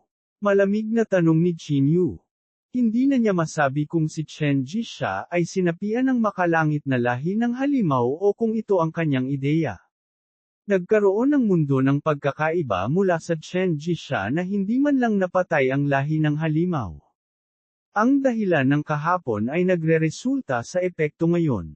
Sa oras na iyon, sinubukan ng Heavenly Emperor ng sangkatauhan na sirain ang landas ng langit at magmadaling lumabas sa Path of Heaven kasama ang buong human race. Bagamat hindi siya nagtagumpay, ang Path of Heaven ay nagtanim din ng mga binhi ng panganib para sa sangkatauhan. Kung ang kaguluhan ng sangkatauhan ay mawawala na, kahit na ang kaguluhan sa oras na ito ay mawawala. Si Chen Jisha ay kalmado pa rin gaya ng dati na parang walang magbabago sa kanyang estado ng pag-iisip. Sinasabi mo ba na baka mapuksa ang sangkatauhan? Hindi makapaniwalang sabi ni Chang Mang. Base sa kasalukuyang sitwasyon, malaki ang posibilidad. Kung magmamasid ka sa gilid, baka matrigger mo ang Path of Heaven's intervention at panatilihin ang Tinder. Halimbawa, sa pagkakataong ito, kung sasalakayin at papatayin mo ang makalangit na lahi ng halimaw, hindi alam kung ito ay isang kalamidad o isang pagpapala. Magwala. Itinaas ni Qin Yu ang kanyang evil eye at itinutok ang dulo ng kanyang espada kay Chen Jisha. Gumagawa ako ng move. Yumuko si Chen Jisha at umatras ng isang hakbang. Naging alikabok siya at nawala sa harap ng lahat. Anong makapangyarihang tao? Sa 10,000 Buddha sect, na mayroong 4 na sekta, 4 na paaralan, at 2 santo, dapat siyang isang kagalang-galang na tao. Upang madaling burahin ang kapangyarihan ng oras at makabangon, dapat na siya ay nasa ikalimang antas ng tuktok ng tribulation. Lihim na nabigla si Flower Granny. Kung ito ay isang tao sa tribulation 4th o 5th level, naabot na niya ang kanyang limitasyon upang mapaglabanan ito. Gayunpaman, pagkatapos matanggap ang pag-atake, maaari talagang bumalik si Chen Jisha. Dahil dito, labis na nabigla si Flower Granny. Sa tingin mo ba ang taong ito ay sinapian ng isang makalangit na halimaw? Curious na tanong ni Ju. Mas gugustuhin kung sapian siya ng isang makalangit na halimaw. Kung hindi, dahil sa kanyang lakas, malamang na nakatuklas siya ng napakalaking masamang bagay sa pamamagitan ng pagsasabi ng mga salitang ito. Upang magawa ang mga tao sa Buddhist sect na ayaw mag-convert ng kahit 300,000 tao, anong klaseng hinaharap ito? Bumantong hininga si Flower Granny. Ang pakikipag-usap kay Chen Jisha ay parang isang napakalaking bato na dumidiin sa kanyang dibdib. We'll deal with whatever comes our way. Kahit totoo ang sinabi niya, I'll have to overcome it. If I really let these 300,000 people are under the control of the monster race, I'm afraid they'll turn into ashes sooner or later. Sabi ni Qin Yu na nakakunot ang noo. Wala siyang pakialam kung ano ang mangyayari sa hinaharap, ngunit kailangan niyang gawin ang lahat para matigil ito ngayon. Good disciple, well said. At most, ibabalik ko na lang ang buhay ko sa human world. What's the big deal?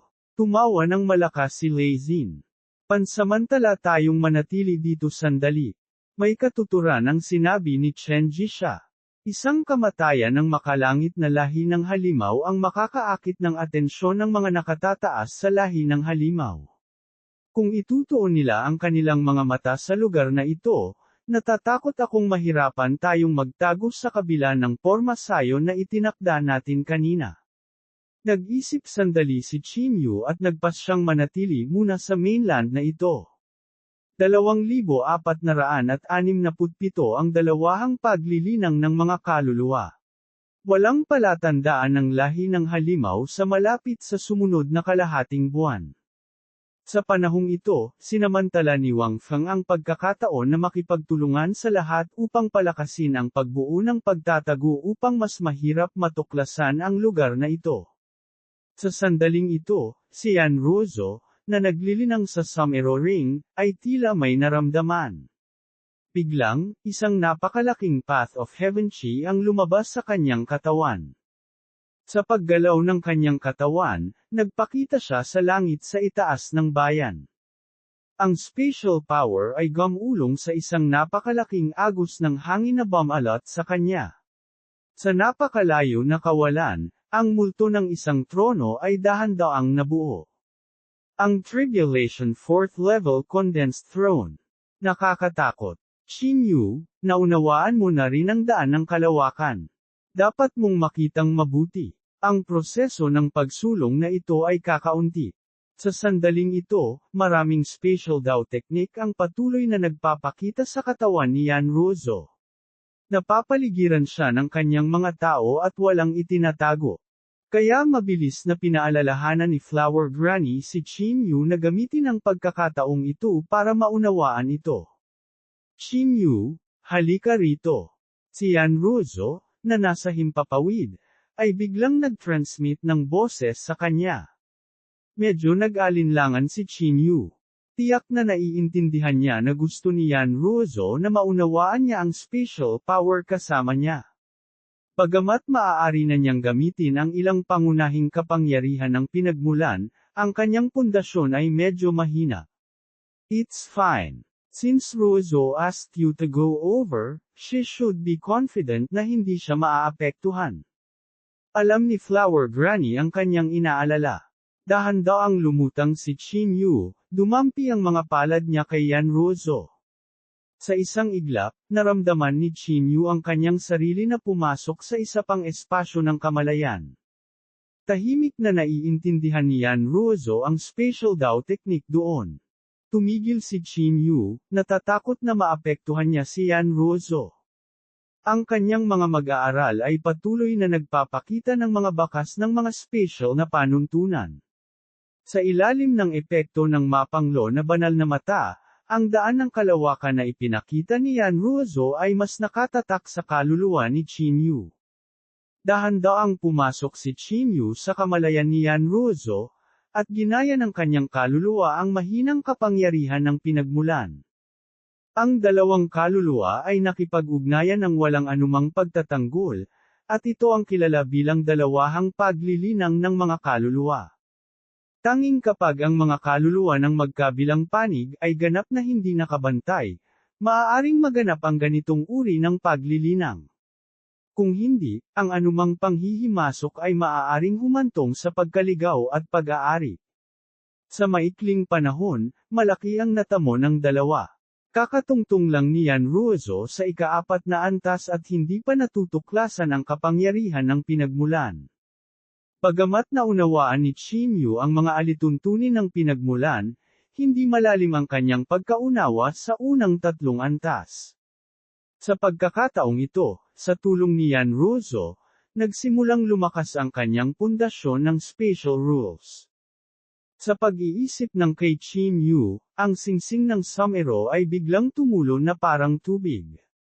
Lumawak ang espasyo sa loob sa bilis na nakikita ng mata.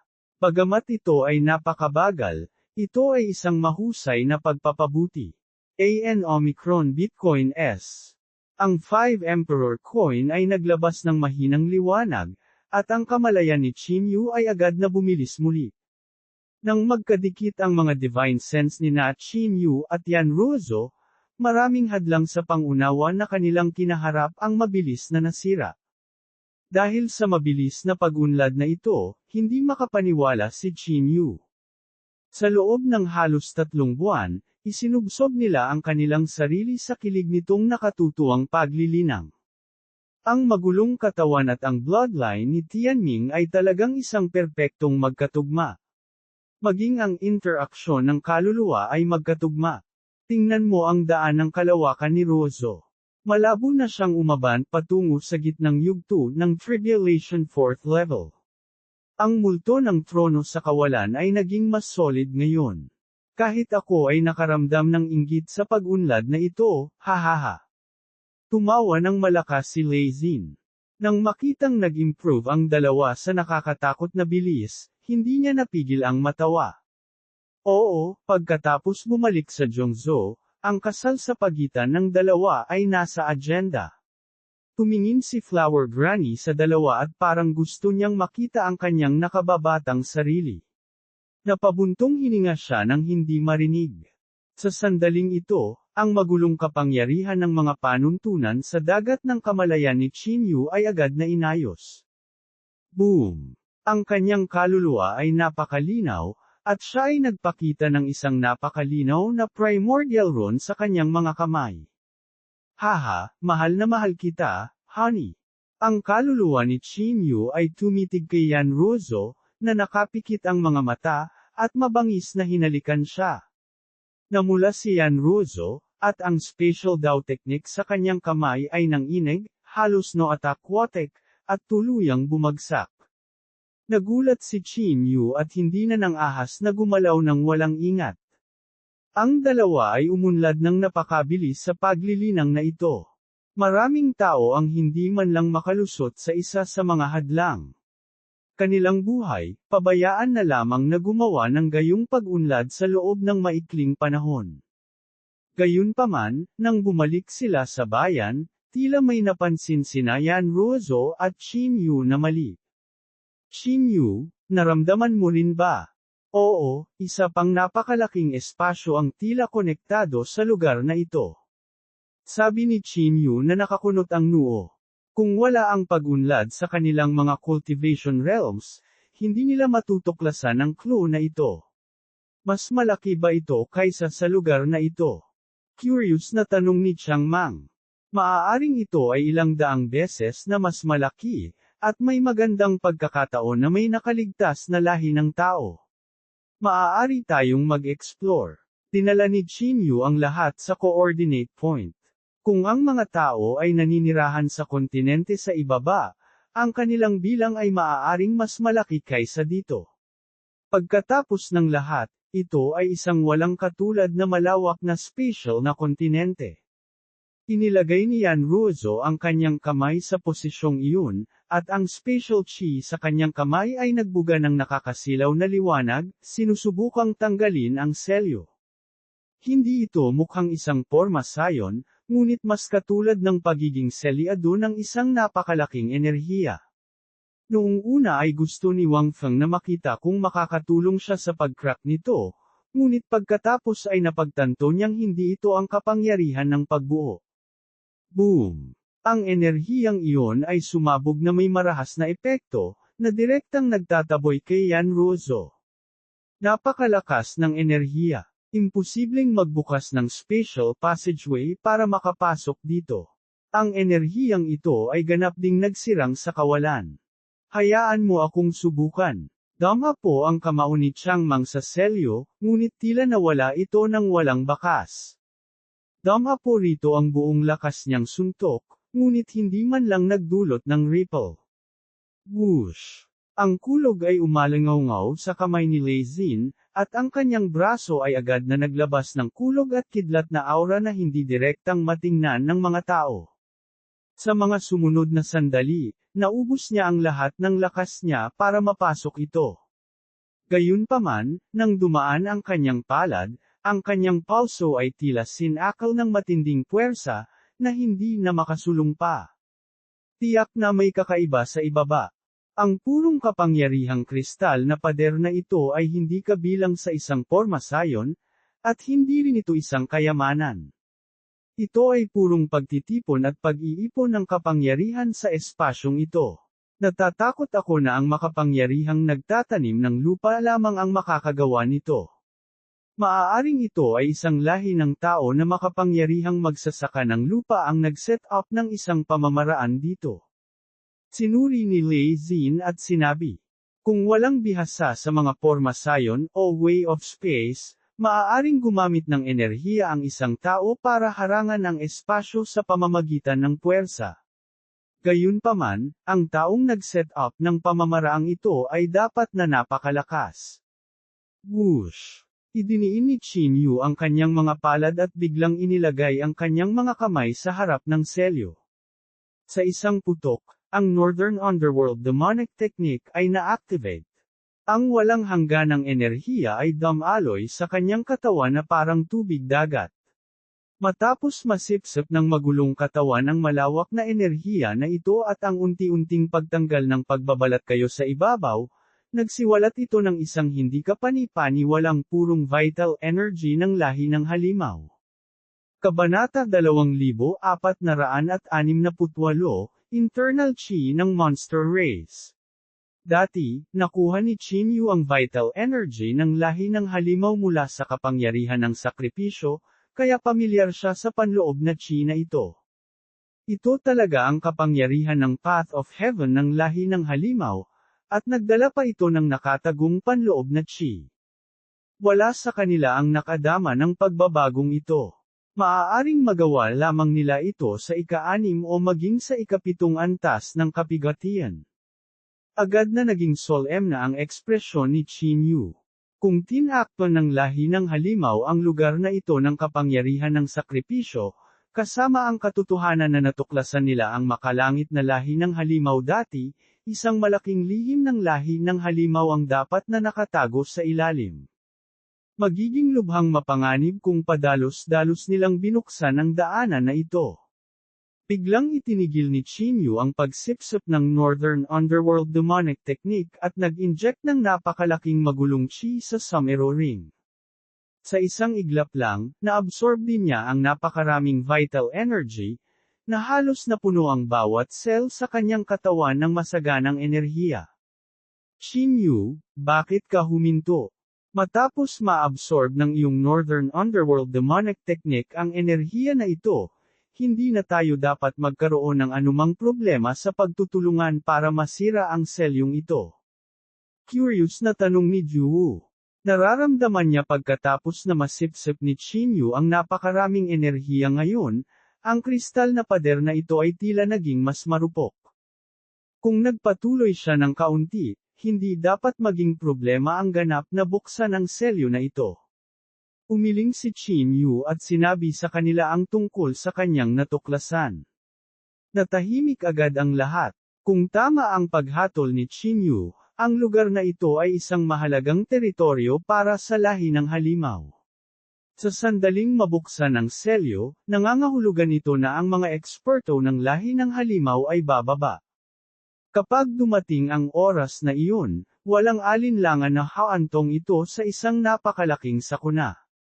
Dati, nang makaharap ang Mundiman Godly King, kahit si Lei Xin ay muntik nang mapatay ng isang araw kaagad. Kung may bumaba pa na mas malakas, baka hindi na sila makatakas. Judging from our previous strength, we are really not strong enough. My idea is to go to Solitary Cloud City or even the Holy Region to spread this information so that more cultivators will come here. Sa ganitong paraan, sa kabila ng anumang pagbabago, magkakaroon pa rin tayo ng sapat na lakas upang labanan. Seryosong sabi ni Flower Granny. Ang mga magsasaka ay hindi maaaring maging mainit ang dugo at kumilos ng walang ingat. Kung alam nilang wala silang laban pero nakaharap pa rin ang kalaban, walang pinagkaiba sa pag-arte na parang tanga. Oo. At saka, nararamdaman ko na ang kontinente sa ibaba ay tila konektado sa kontinente ng sangkatauhan. Dapat ay masamang balita kung gagamitin ng lahi ng halimaw ang kapangyarihan ng pagsamba sa landas ng langit para selyuhan ang kontinenteng ito. Ngumiti si Yan Ruozo ng mapait at sinabi, kung ang makapangyarihang cultivator ng lupain ng isang sangkatauhan ang nagtakda nito, maaari itong ipaliwanag bilang pagtatatag ng energy barrier na ito para sa mga layuning pangproteksyon. Ngunit sa sandaling ito, natuklasan ni Qin Yu na ang energy barrier na ito ay ang purong demonyong Qi ng lahi ng halimaw. Nangangahulugan ito na ang sitwasyon sa ibaba ay hindi favorable. How about this? Bilang tao, natural na hindi natin kayang iwanan ang ating mga tao sa kaguluhan. Kung hindi, labag ito sa ating isipan ng Dao. Pupunta ako sa Solitary Cloud City para ipakalat ang balita at tingnan kung may gustong pumunta, at manatili kayo rito at subaybayan ang sitwasyon. Kung may mali, kumilos ayon sa sitwasyon. Nag-isip sandali si Lei Xin at sinabing, ayos lang. May ilang makapangyarihang cultivator sa Solitary Cloud City dati. Kung handa silang pumunta at tumulong, mas mababawasan ang panganib. Tumango si Flower Granny bilang pagsang-ayon. Let me go instead, Dean. I suspect na hindi pa nakakalayo ang Mundiman Godly King. Kung aatake ulit siya, siguradong papunta na siya. Gayunpaman, hindi siya magbabante sa akin. Pagkatapos ng pagsulong na ito, naramdaman ni Yan Ruozo na hindi na siya banta ng Mundiman Godly King. Sige, Ruozo, mag-iingat ka sa daan. Dito kami titira at hihintayin ka. Nag-aalalang tinapik ni Qin Yu ang balikat ni Ruozo. Huwag kang mag-alala. Kung itago mo ng mabuti ang iyong panloob na Qi, hindi ka mag-trigger ng anumang malakas na lahi ng halimaw. Niyakap ni Yan Ruozo ang braso ni Qin Yu. Nang makitang umalis si Yan Ruozo, muling umupo si Qin Yu na nakakrus ang paa sa lupa. Matapos maranasan ang 100 reinkarnasyon at maglakbay sa kaharian ng multo, tumaas ang kapangyarihan ng kanyang kaluluwa. Sa katunayan, nalampasan na niya ang Flower Granny, Lei Xin, at Yan Ruozo. Gayunpaman, hindi katulad nila, hindi niya tinahak ang landas ng pagtatago ng marka ng kanyang kaluluwa sa makalangit na dagat. Sa makatuwid, ito ay katumbas ng paglaktaw sa proseso mula sa Tribulation 2nd Level Soul Statue hanggang sa Tribulation 4th Level Condensed Throne, RNO Beta. Sa makatuwid, mahirap matukoy ang eksaktong lakas niya. Maaari na niyang gamitin ang kanyang kapangyarihan ng pinanggalingan para umatake. Gayunpaman, ang Qi ng Path of Heaven ay napakalimitado at maaari lamang gamitin ng isang beses, kumpara sa isang Soul Sinkang at Condensed Throne Cultivator. Maaari silang magkaroon ng natal fortress sa ilalim ng dagat ng Path of Heaven at magbukas ng daanan upang tiktikan ang kapangyarihan ng pinagmulan anumang oras. Kasama rito ang katotohanang mas mabilis niyang maisaaktibo ang bahaging ito ng kapangyarihan sa labanan. Sa makatuwid, ang komprehensibong pagsusuri ng kasalukuyang lakas ni Qin Yu ay dapat nasa ika-4 na antas ng Tribulation. Tahimik na kinakalkula ni Qin Yu ang kanyang lakas. Matapos malimpasan ang kapigatian, kailangan niyang maging mas maingat. Minsan, ang mga labanan ay maaaring mangyari sa isang iglap. Halimbawa, mas malakas pa si Kang Ming kaysa kay Yan Ruozo, ngunit gumamit si Yan Ruozo ng special banishment para matrap siya sa kawalan. Ang pinakadakilang kapangyarihan na magagamit ni Qin Yu ngayon ay dapat ang kapangyarihan ng Special Primordial Rune. Kahit na ang kapangyarihan ng paglipol ay hindi maihahambing sa kapangyarihang ito. Gayunpaman, ang kapangyarihan ng paglipol ay kahit papaano ay sumanib sa kapangyarihan ng Breath of Yellow Spring sa sandali ng buhay at kamatayan. Pinalakas din ito ng Evil Eye upang magpakawala ng isang sword move at sa gayon ay nagkaroon ng ganoong kapangyarihan na sumire sa langit at lupa. Pagkatapos niyang bumalik sa mundo ng mga tao, kahit na siya ay naglilinang, napakahirap para sa kanya na madama ang kapangyarihan ng dalawang landas na ito ng langit. Sa makatuwid, napakahirap para sa kanya na pagbutihin ang sword move ng God-slaying Dust pansamantala.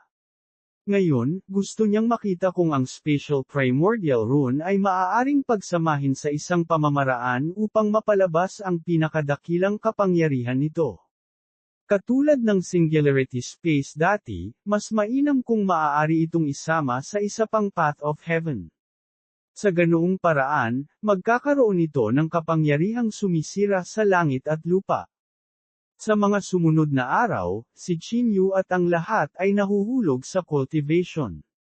Pinaikot niya ang 5 Emperor coin sa kanyang dagat ng kamalayan hanggang sa sukdulan ngunit wala siyang nakinabang. Napakahirap. Napangiti si Chinyu at sinabi, kahit na ang nakaraang Singularity Space ay nilikha ng pagkakataon. Ang iba pang dalawang sword moves ng Evil Eye ay nilikha din noong siya ay nasa buhay at kamatayang sitwasyon. Lahat ng isang biglaang, isang napakahinang madilim na kidlat ang tumama sa lupa. Direktang tumagos sa seal ang isang surge ng sobrang mahinang internal chi.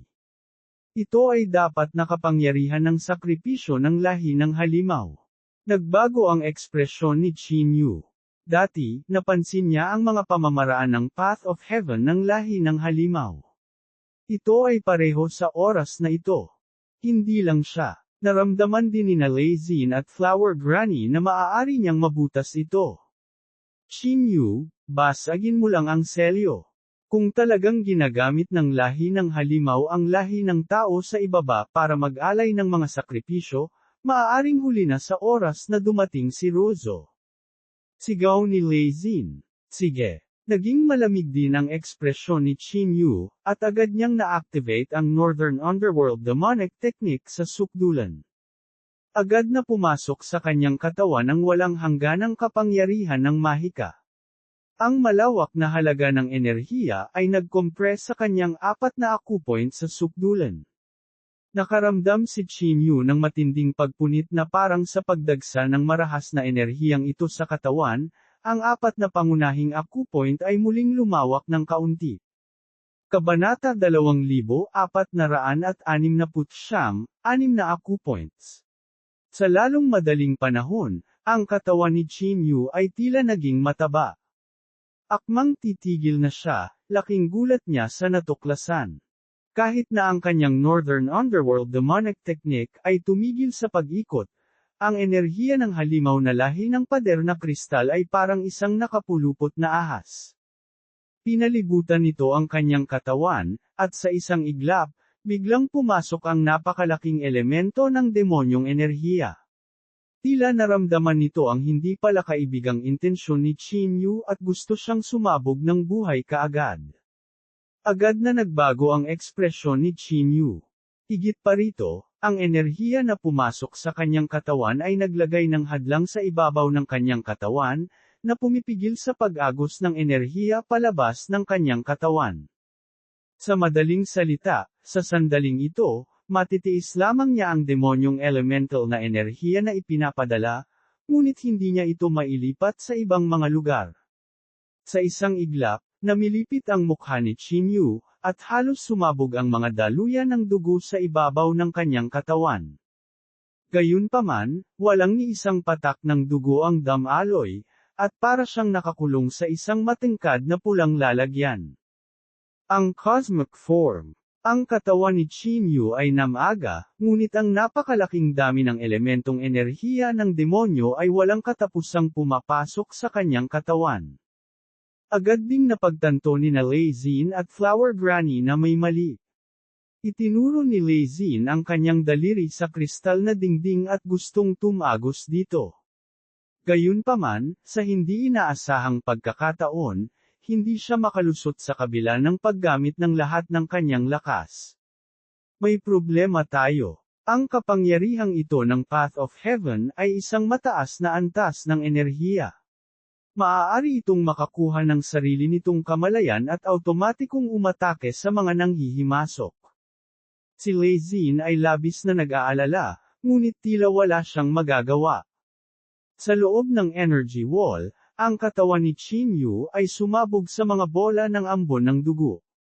Sa harap ng napakalakas na epekto ng enerhiya, maging ang kanyang glazed holy body ay kasing babasagin ng isang kabibi. Sa sandaling ito ng krisis, wala nang pakialam si Qin Yu sa kalagayan ng kanyang katawan. Itinuon niya ang lahat ng kanyang atensyon sa kanyang panloob na katawan. Ang mga meridian at kalamnan sa kanyang katawan ay konektado, at ang mga selula ay patuloy na sumasailalim sa proseso ng kamatayan at muling pagsilang. Matapos matipon ang mga selula, bumuo sila ng mga bagong daluyan ng dugo, kalamnan, at meridian, at ang kanyang katawan ay parang langit na puno ng mga bituin. Ipinikit ni Qin Yu ang kanyang mga mata at naramdaman ang pagbabago-bago ng enerhiya ng iba't ibang lakas. Qin Yu, nag-aalalang tawag ni Ju. Sa sandaling ito, walang kahit isang lugar sa katawan ni Qin Yu ang buo. Tinakpan ng pulang ambon ng buong katawan ni Qin Yu. Malabo niyang nakikita ang pagpintig ng mga laman loob matapos mapunit ang laman. Sa wakas, nang bahagyang lumabo ang kanyang kamalayan, naramdaman ni Qin Yu ang apat na napakalaking masa ng enerhiya. Sila ang apat na acupuncture point na binuksan niya, na naglabas ng napakalaking pagbabago-bago sa espasyo. Ang pagbabago-bagong ito ay medyo katulad ng spatial na pagbabago-bago ng singsing ng Samero. Mahigpit na kinagat ni Qin Yu ang kanyang mga ngipin, at ang kapangyarihan ng kaluluwa ay agad na lumalangoy sa kanyang katawan.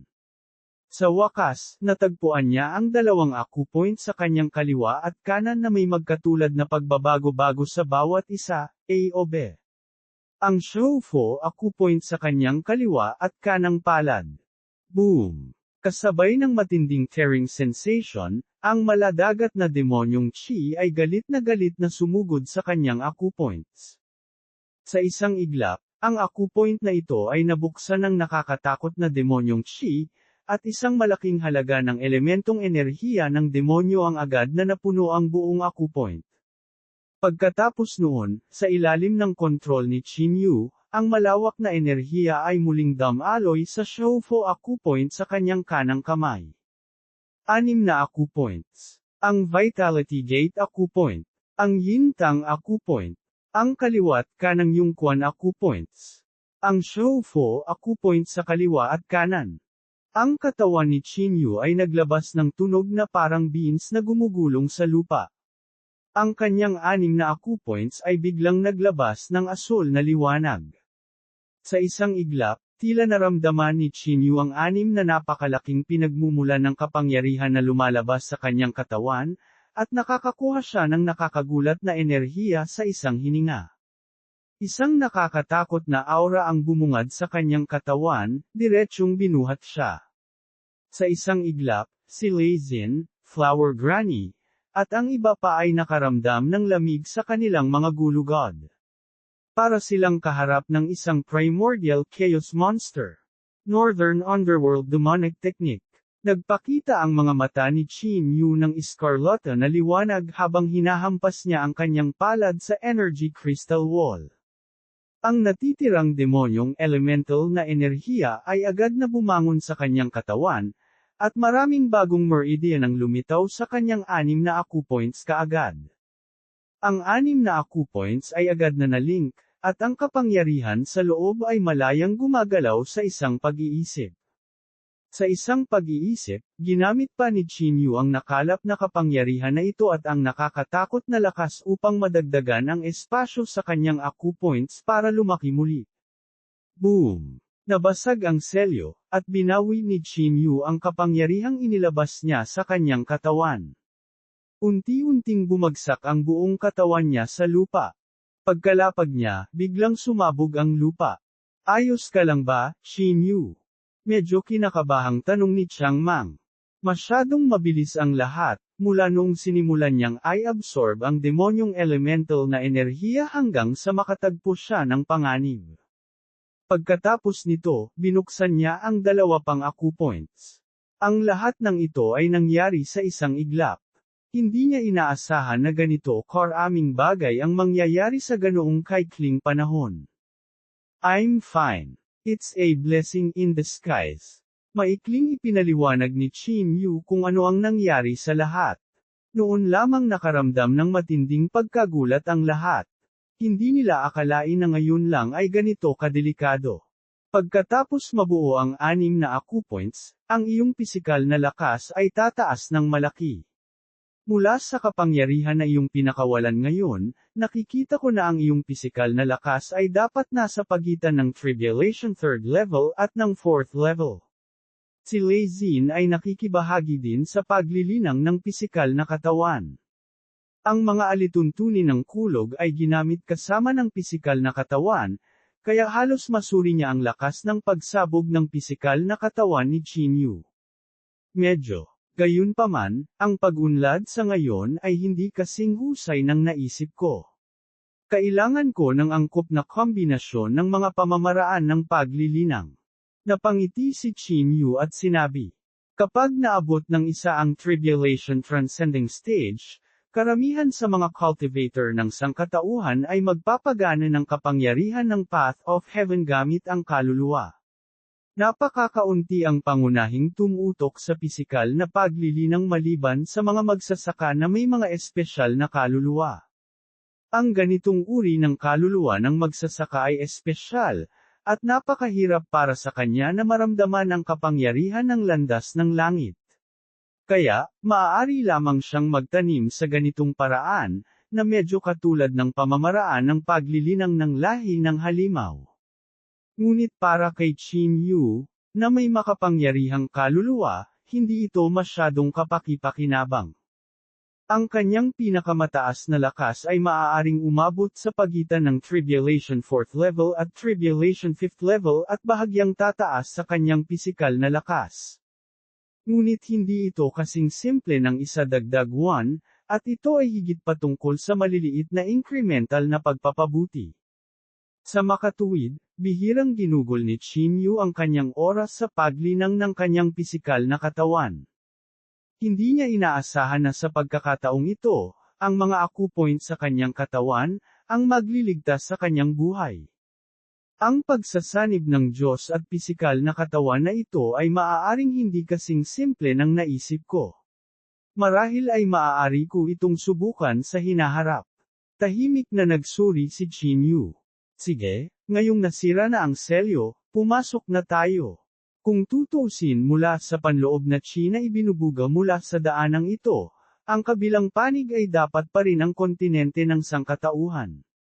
Hindi ko lang alam kung bakit ang lahi ng halimaw ay gumugol ng labis na pagsisikap sa pag-aayos ng lahat ng ito. Sabi ni Lei Xin sa madla matapos maingat na maramdaman ang paligid. Yes, there was the power of the sacrifice kanina lang. Dapat may lahi ng halimaw dito. Dapat mas maging maingat tayo pagkapasok natin. Itinuro ni Flower Granny ang lahat bago pumasok sa daanan. 2,470 The Gestation Ground. Pumasok si Chin Yu at ang iba pa.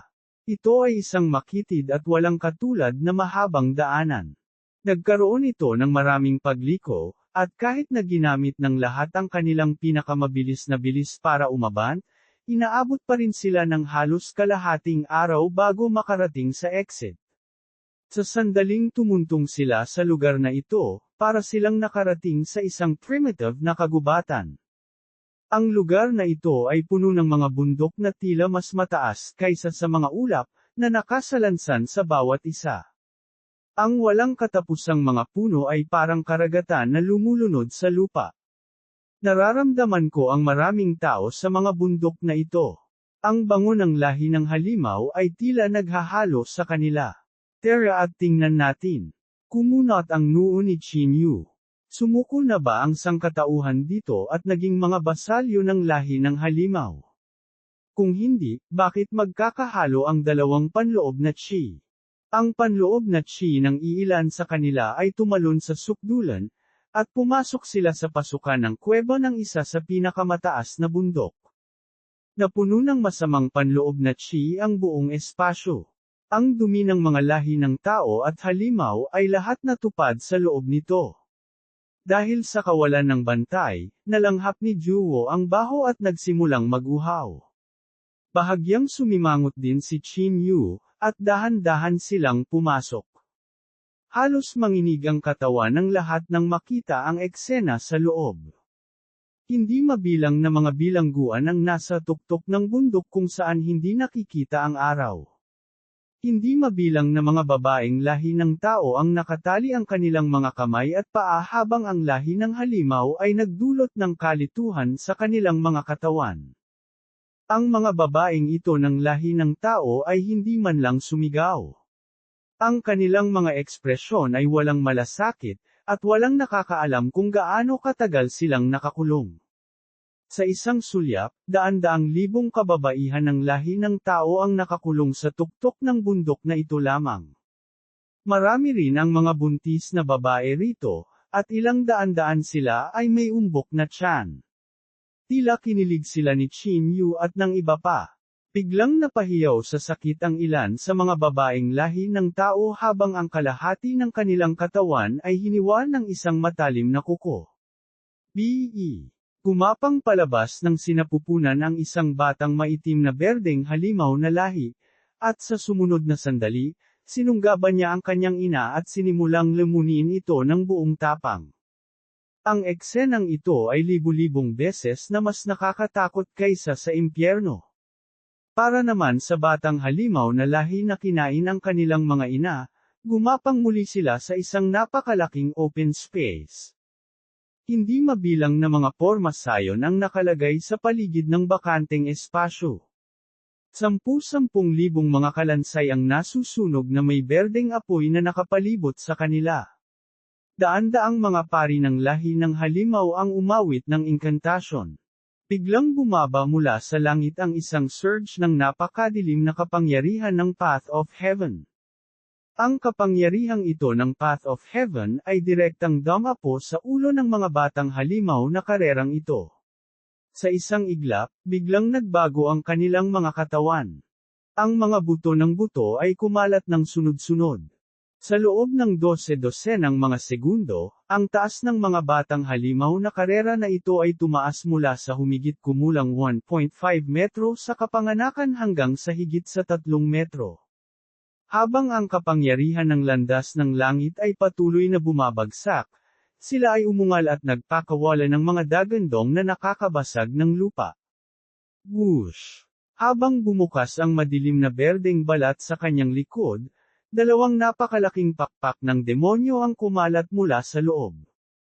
Kaya ganito isinilang ang dalawang pakpak at 4 na pakpak na lahi ng halimaw na nakita natin.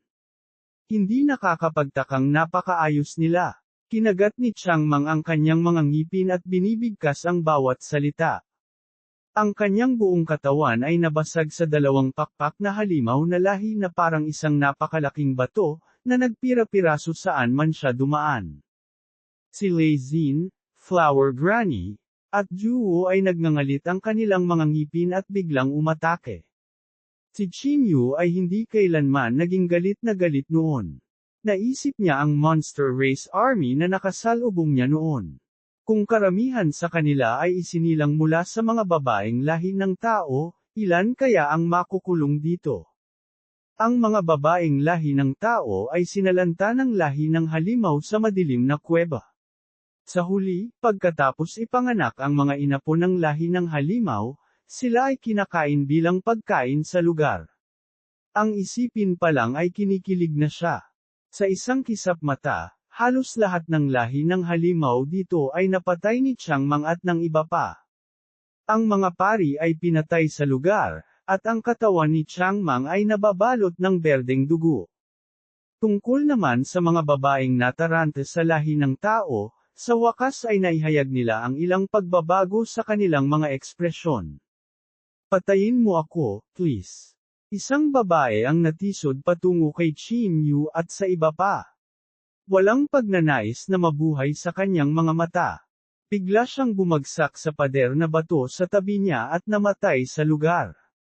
Na parang napagtatanto na totoo ang nakita nila sa harap ng kanilang mga mata, nagsimulang magkaroon ng kaunting pagkabigla ang mga babaeng ito sa lahi ng tao. Bago ito, wala man lang silang karapatang magpakamatay.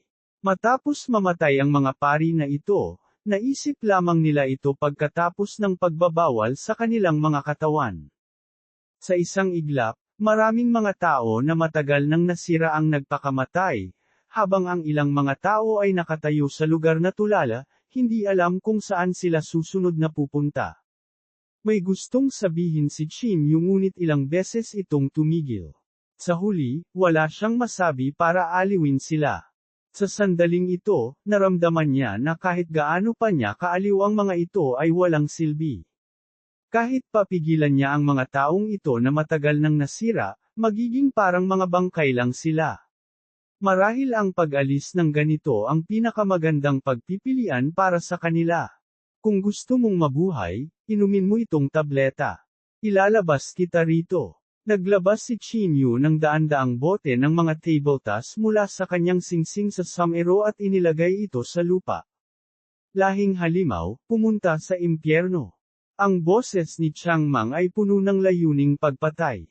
Sa bakana ng kuweba, mabilis na lumapit ang mga alon ng demonyong Chi na maaaring sirain ang langit at lupa at pinalibutan sila. Nang lumabas sila ng kuweba, maging sina Lei Xinlei at Flower Granny, na nakaranas na ng tunay na labanan, ay hindi maiwasang mapabuntong hininga.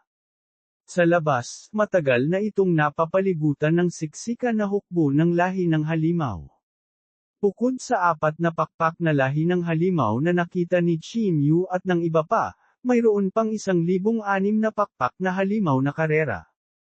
Ang 6 na pakpak na halimaw na karerang ito ay kumikinang na may napakaitim na metal na kinang, at ang kanilang mga katawan ay mas maliit kaysa sa 4 na pakpak na halimaw na lahi. Ang 6 na pakpak na halimaw na karerang ito ay lahat ay nasa itaas ng Tribulation Transcending Stage. Chang Mang, Ju Wu, at Elder Guai, dapat mong iwasan ang mga pag-atake kung sila ay mahusay din sa magkasanib na pag-atake tulad ng Four-Winged Monster Race. Sabi ni Lei Xin na may tame time na ekspresyon. Ang True Saint and Tribulation Transcending Stage ay dalawang ganap na magkaibang antas ng kapangyarihan. Noong nakikipag-ugnayan sila sa lahi ng halimaw na may 4 na pakpak, sapat na ang kanilang pinagsamang kapangyarihan upang labanan ang kapangyarihan ni Lei Xin, hindi pa banggitin ang lahi na may 6 na pakpak na halimaw sa harap ng kanilang mga mata. Itinaas din ni Chin Yu ang kanyang kapangyarihan sa limitasyon. Hindi niya inaasahan na ang eroplanong pinasok nila sa pagkakataong ito ay nasakop ng lahi ng halimaw. Ang lahi ng halimaw ay aktwal na nagtipon ng hindi mabilang na mga kababaihan ng lahi ng tao dito upang magparami ng kanilang mga supling. Ang lugar na ito ay dapat na mahigpit na binabantayan ng mga elite. Maliban sa mga halimaw na karerang ito, dapat may mga halimaw na karera na nanunood sa kanila sa dilim. Patayin sila. Nang walang anumang pagkaantala, pinangunahan ng 6 na pakpak na halimaw na lahi ang 4 na pakpak na halimaw na karera upang simulan ang pagsingil sa kanila halos sa sandaling makita nila si Chin Yu at ang iba pa. Ika-9 na langit na banal na kulog. Sa kalangitan, 3 layer ng thunderclouds ang nag-condense. Ang banal na kidlat ay inalagaan sa loob, at habang gumagalaw ang handsil ni Lei Xin, ang walang katapusang kapangyarihan ng kidlat ay biglang binomba ang hukbo ng lahi ng halimaw.